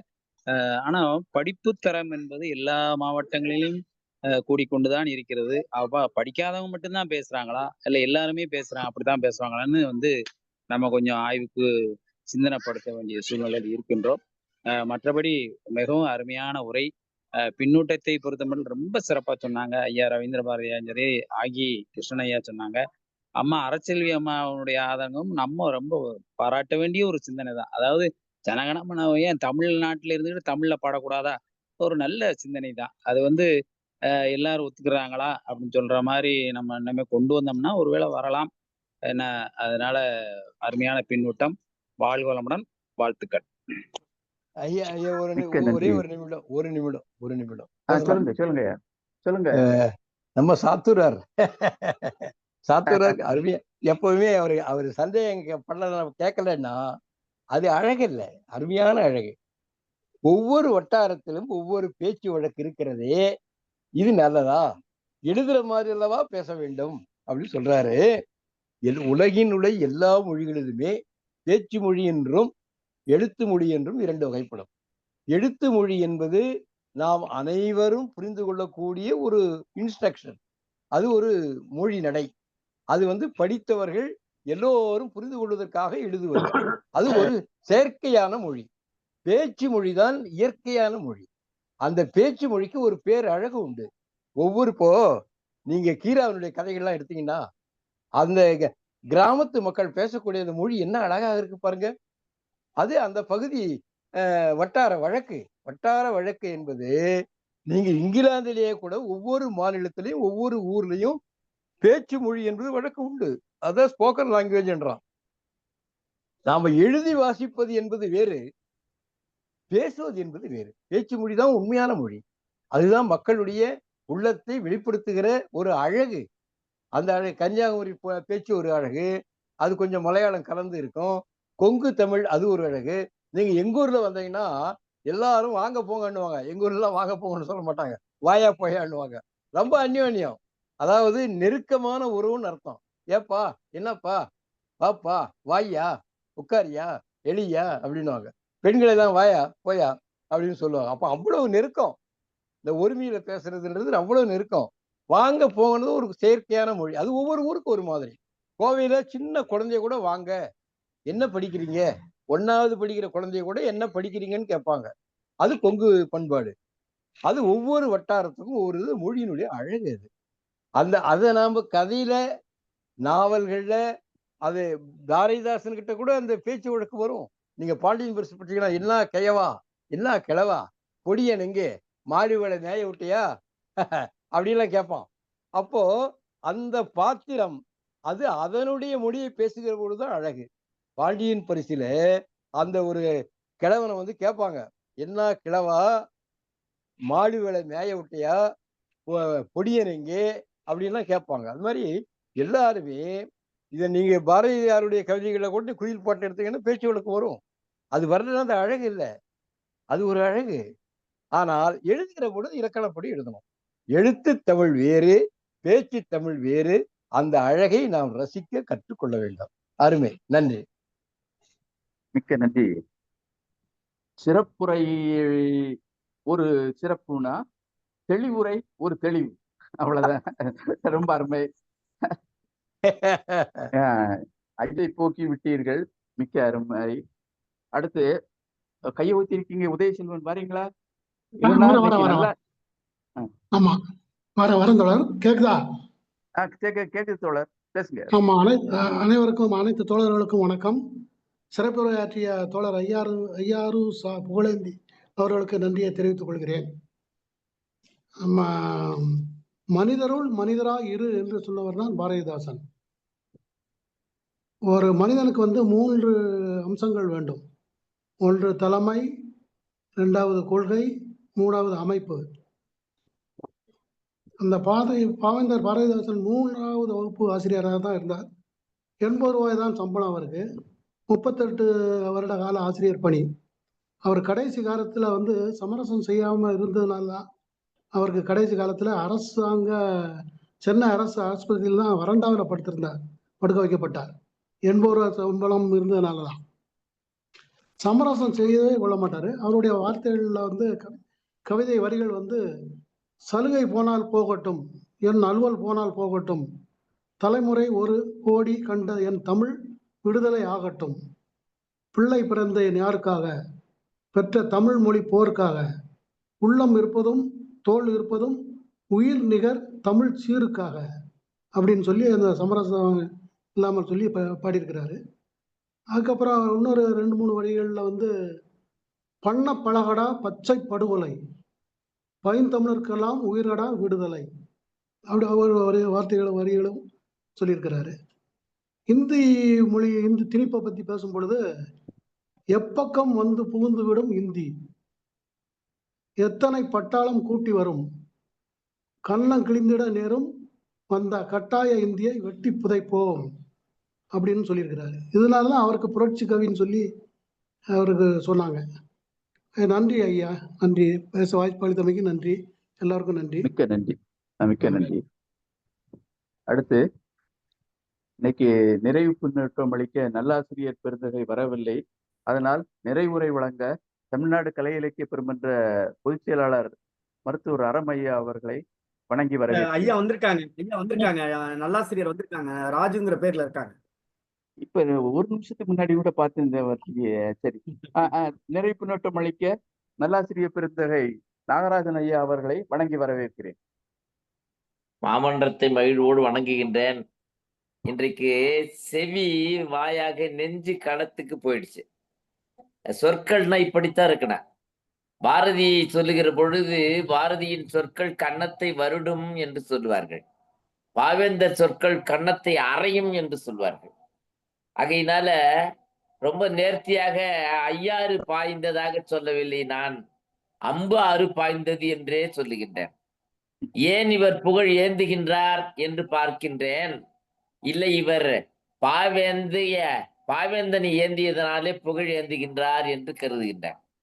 இன்னொன்றையும் கருதுகின்றேன், வெறுமனே தமிழினத்தோடு முடங்கி போகாது பொது உடைமையிலே கொண்டு வருகிற பொழுது பாவேந்தரை எல்லா காலத்திலேயும் பிரான்ஸ் இலக்கியங்களோடு ஒப்பிட்டு பேசிய அந்த மேடைகள் பரிசு தட்டிக்கிட்டு போய்கிட்டே இருக்குது. நான் அறிந்த வகையில கீரா அவர்கள் போய் உட்கார்கிற பொழுதுதான் எங்கள் தருமபுரி இளைஞன் சொன்னது போல கீராவுக்கென்ற சொடுக்குகிற வார்த்தைகளை கையாள தேர்ந்ததனாலேதான் புதுவையிலே போய் மறுபடியும் ஆட்சி செய்தார் கீரா.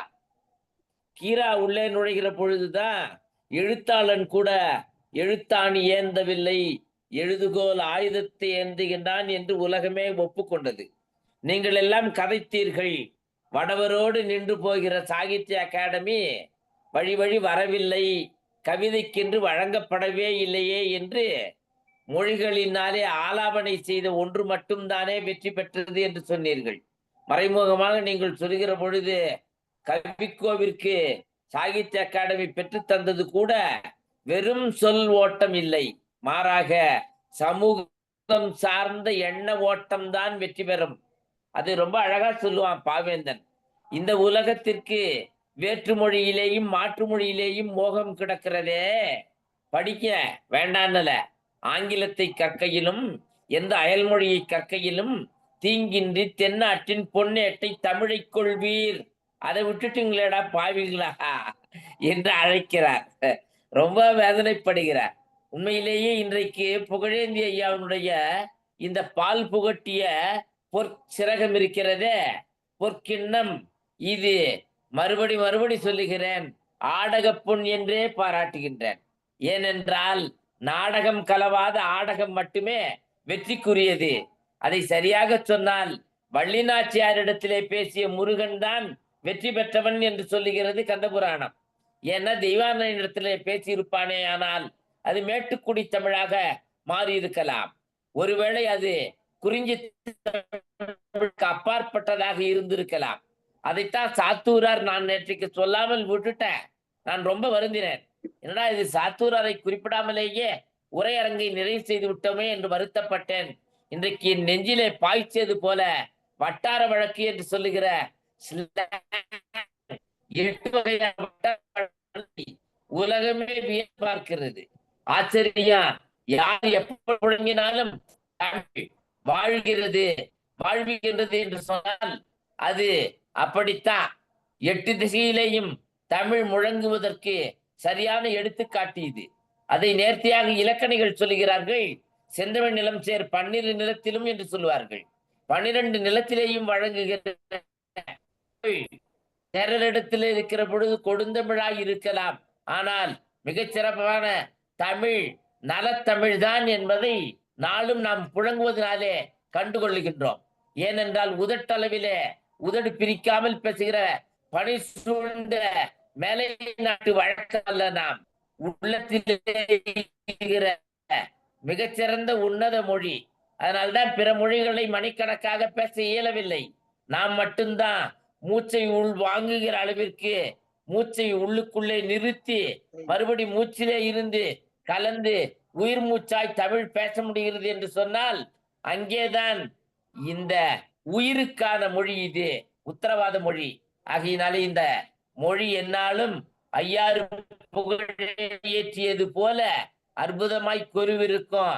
அறம் வாழ்த்தும் இந்த மன்றம் என்னாலும் தமிழாய் வாழ்க தழைத்து என்று சொல்லி நிறைய சொல்ல ஆசை.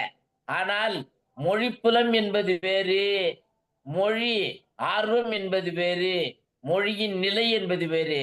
இன்றைக்கு முற்ற முழுதும் சகோதரி அறச்செல்வி சொன்னது போல இந்த உரை மொழியினுடைய நிலையை சொல்லியது, இனத்தின் தன்மையை சுட்டியது. அதைத்தான் சிவசுப்பிரமணிய ஐயா லேசா கோடிட்டு காண்பித்தார்கள். மொழி என்பது வேறு, இனம் என்பது வேறு என்கிற இரட்டை பயணம்தான் இன்றைக்கு கெடுதி. அதை மாற்ற மறுபடி ஐயாறு புகழேந்திய ஐயா கடலாய் முழங்கத்தான் வேண்டாம். வங்கக்கடலாய் முழங்கியவன் பாவேந்தன் இன்றைக்கு அதிலே பிறந்த ஆறு ஐயம் அறுத்தது. ஆகையினாலே இது ஐயாறு என்று சொல்லி விடைபெறுகின்றேன். நன்றி, வணக்கம். மிக்க நன்றி ஐயா. ஐயத்தை அறுத்தது ஐயாறு. மிக பொருத்தமான விளக்கம். அடுத்து நிறைவுரை வழங்க தமிழ்நாடு கலை இலக்கிய பெருமன்ற பொதுச் செயலாளர் மருத்துவர் அறம் ஐயா அவர்களை வணங்கி வரவேற்கிறேன். தோழர்கள் அனைவருக்கும் வணக்கம். இன்னைக்கு ஐயாறு புகழேந்தி தோழர்களுடைய உரை, நேத்து அவருடைய பின்னூட்டம் பார்த்தவனேதான் இன்னைக்கு கேட்டது. தோழர் நீங்க பாவேந்தர் பத்தி பேசுறீங்களா? உடனே பேசுறேன். நான் 12 மணி போலதான் கேட்டிருப்பேன். மிக அருமையான உரை. இன்றைய நிலை என்ன மாதிரி இருக்குது? திருக்குறளை நாம் எழுத மாதிரி பாரதிதாசன் வரிகளை நாம் ஏன் எழுதவில்லை?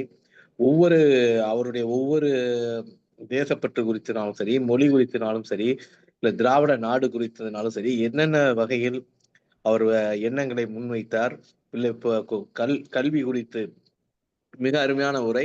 இன்றைய சமகாலத்தோடு ஒப்பிட்டு விமர்சன யதார்த்தவாதமாக இந்த சமூகத்தின் மீது பாரதிதாசன் என்ன நினைத்தார், இன்றைய சமூகம் எப்படி இருக்கிறது என மிக விரிவாக மிக அருமையாக பேசினார். பின்னூட்டம் வழங்கிய அனைத்தும் நன்றி. வழக்கம் போல நம்முடைய பின்னூட்டம் பிதாமகர்கள் ஆக்கிய ஐயா, நம்மளுடைய ரவீந்திர பாரதி தோழர், அறச்செல்வி அம்மாயும், நம்ம கணேசன் தோழர் கேட்டதும் மிக அருமையான கேள்விதான். வட்டார வழக்கு, ஏறக்குறைய ஒரு வட்டார வழக்கு குறித்த ஒரு கருத்தரங்கம் வைக்கலாமான்னு கரிசல் இலக்கிய காலத்திலிருந்து பேசிக்கிட்டு இன்னும் இந்த உலகமய சூழலில், தாராளமய சூழலில் வட்டார வழக்கு என்பது இனி ஒரு 50 ஆண்டுகளுக்கு பின்பு இருக்குமா அப்படின்ற ஒரு கேள்வியை மாவட்ட ஆட்சியர் அவர்கள் எழுப்பினார். அது குறித்து நாம் ஏன் உரையாடினா என்னன்னு ஒரு கருத்தரங்கம் வைப்பதற்கு முயற்சித்தோம். அது பல்வேறு காரணங்களால் தள்ளி போய் இருக்குது. அதெல்லாம் இன்னும் நாம் விவாதிக்க வேண்டும். அனைவருக்கும் நன்றி. மிக்க நன்றி ஐயா. இன்றைய நிகழ்வு எல்லோருக்கும் மனநிறைவை தந்திருக்கும் என்று நம்புகிறேன். ரொம்ப எல்லாருமே சிறந்த முறையில் பங்கேற்று செயல்பட்டார்கள். நாளை இதே நேரத்தில் இந்த தமிழ் வாரத்தை 5வது நாளாக கொண்டாடுவோம், பாரதிதாசனை போற்றி புகழ்வோம் என்று சொல்லி நாளை இரவு 8 மணிக்கு எல்லோரும் இணையத்தில் இணைவோம் என்று சொல்லி நன்றி சொல்லி வணக்கத்தை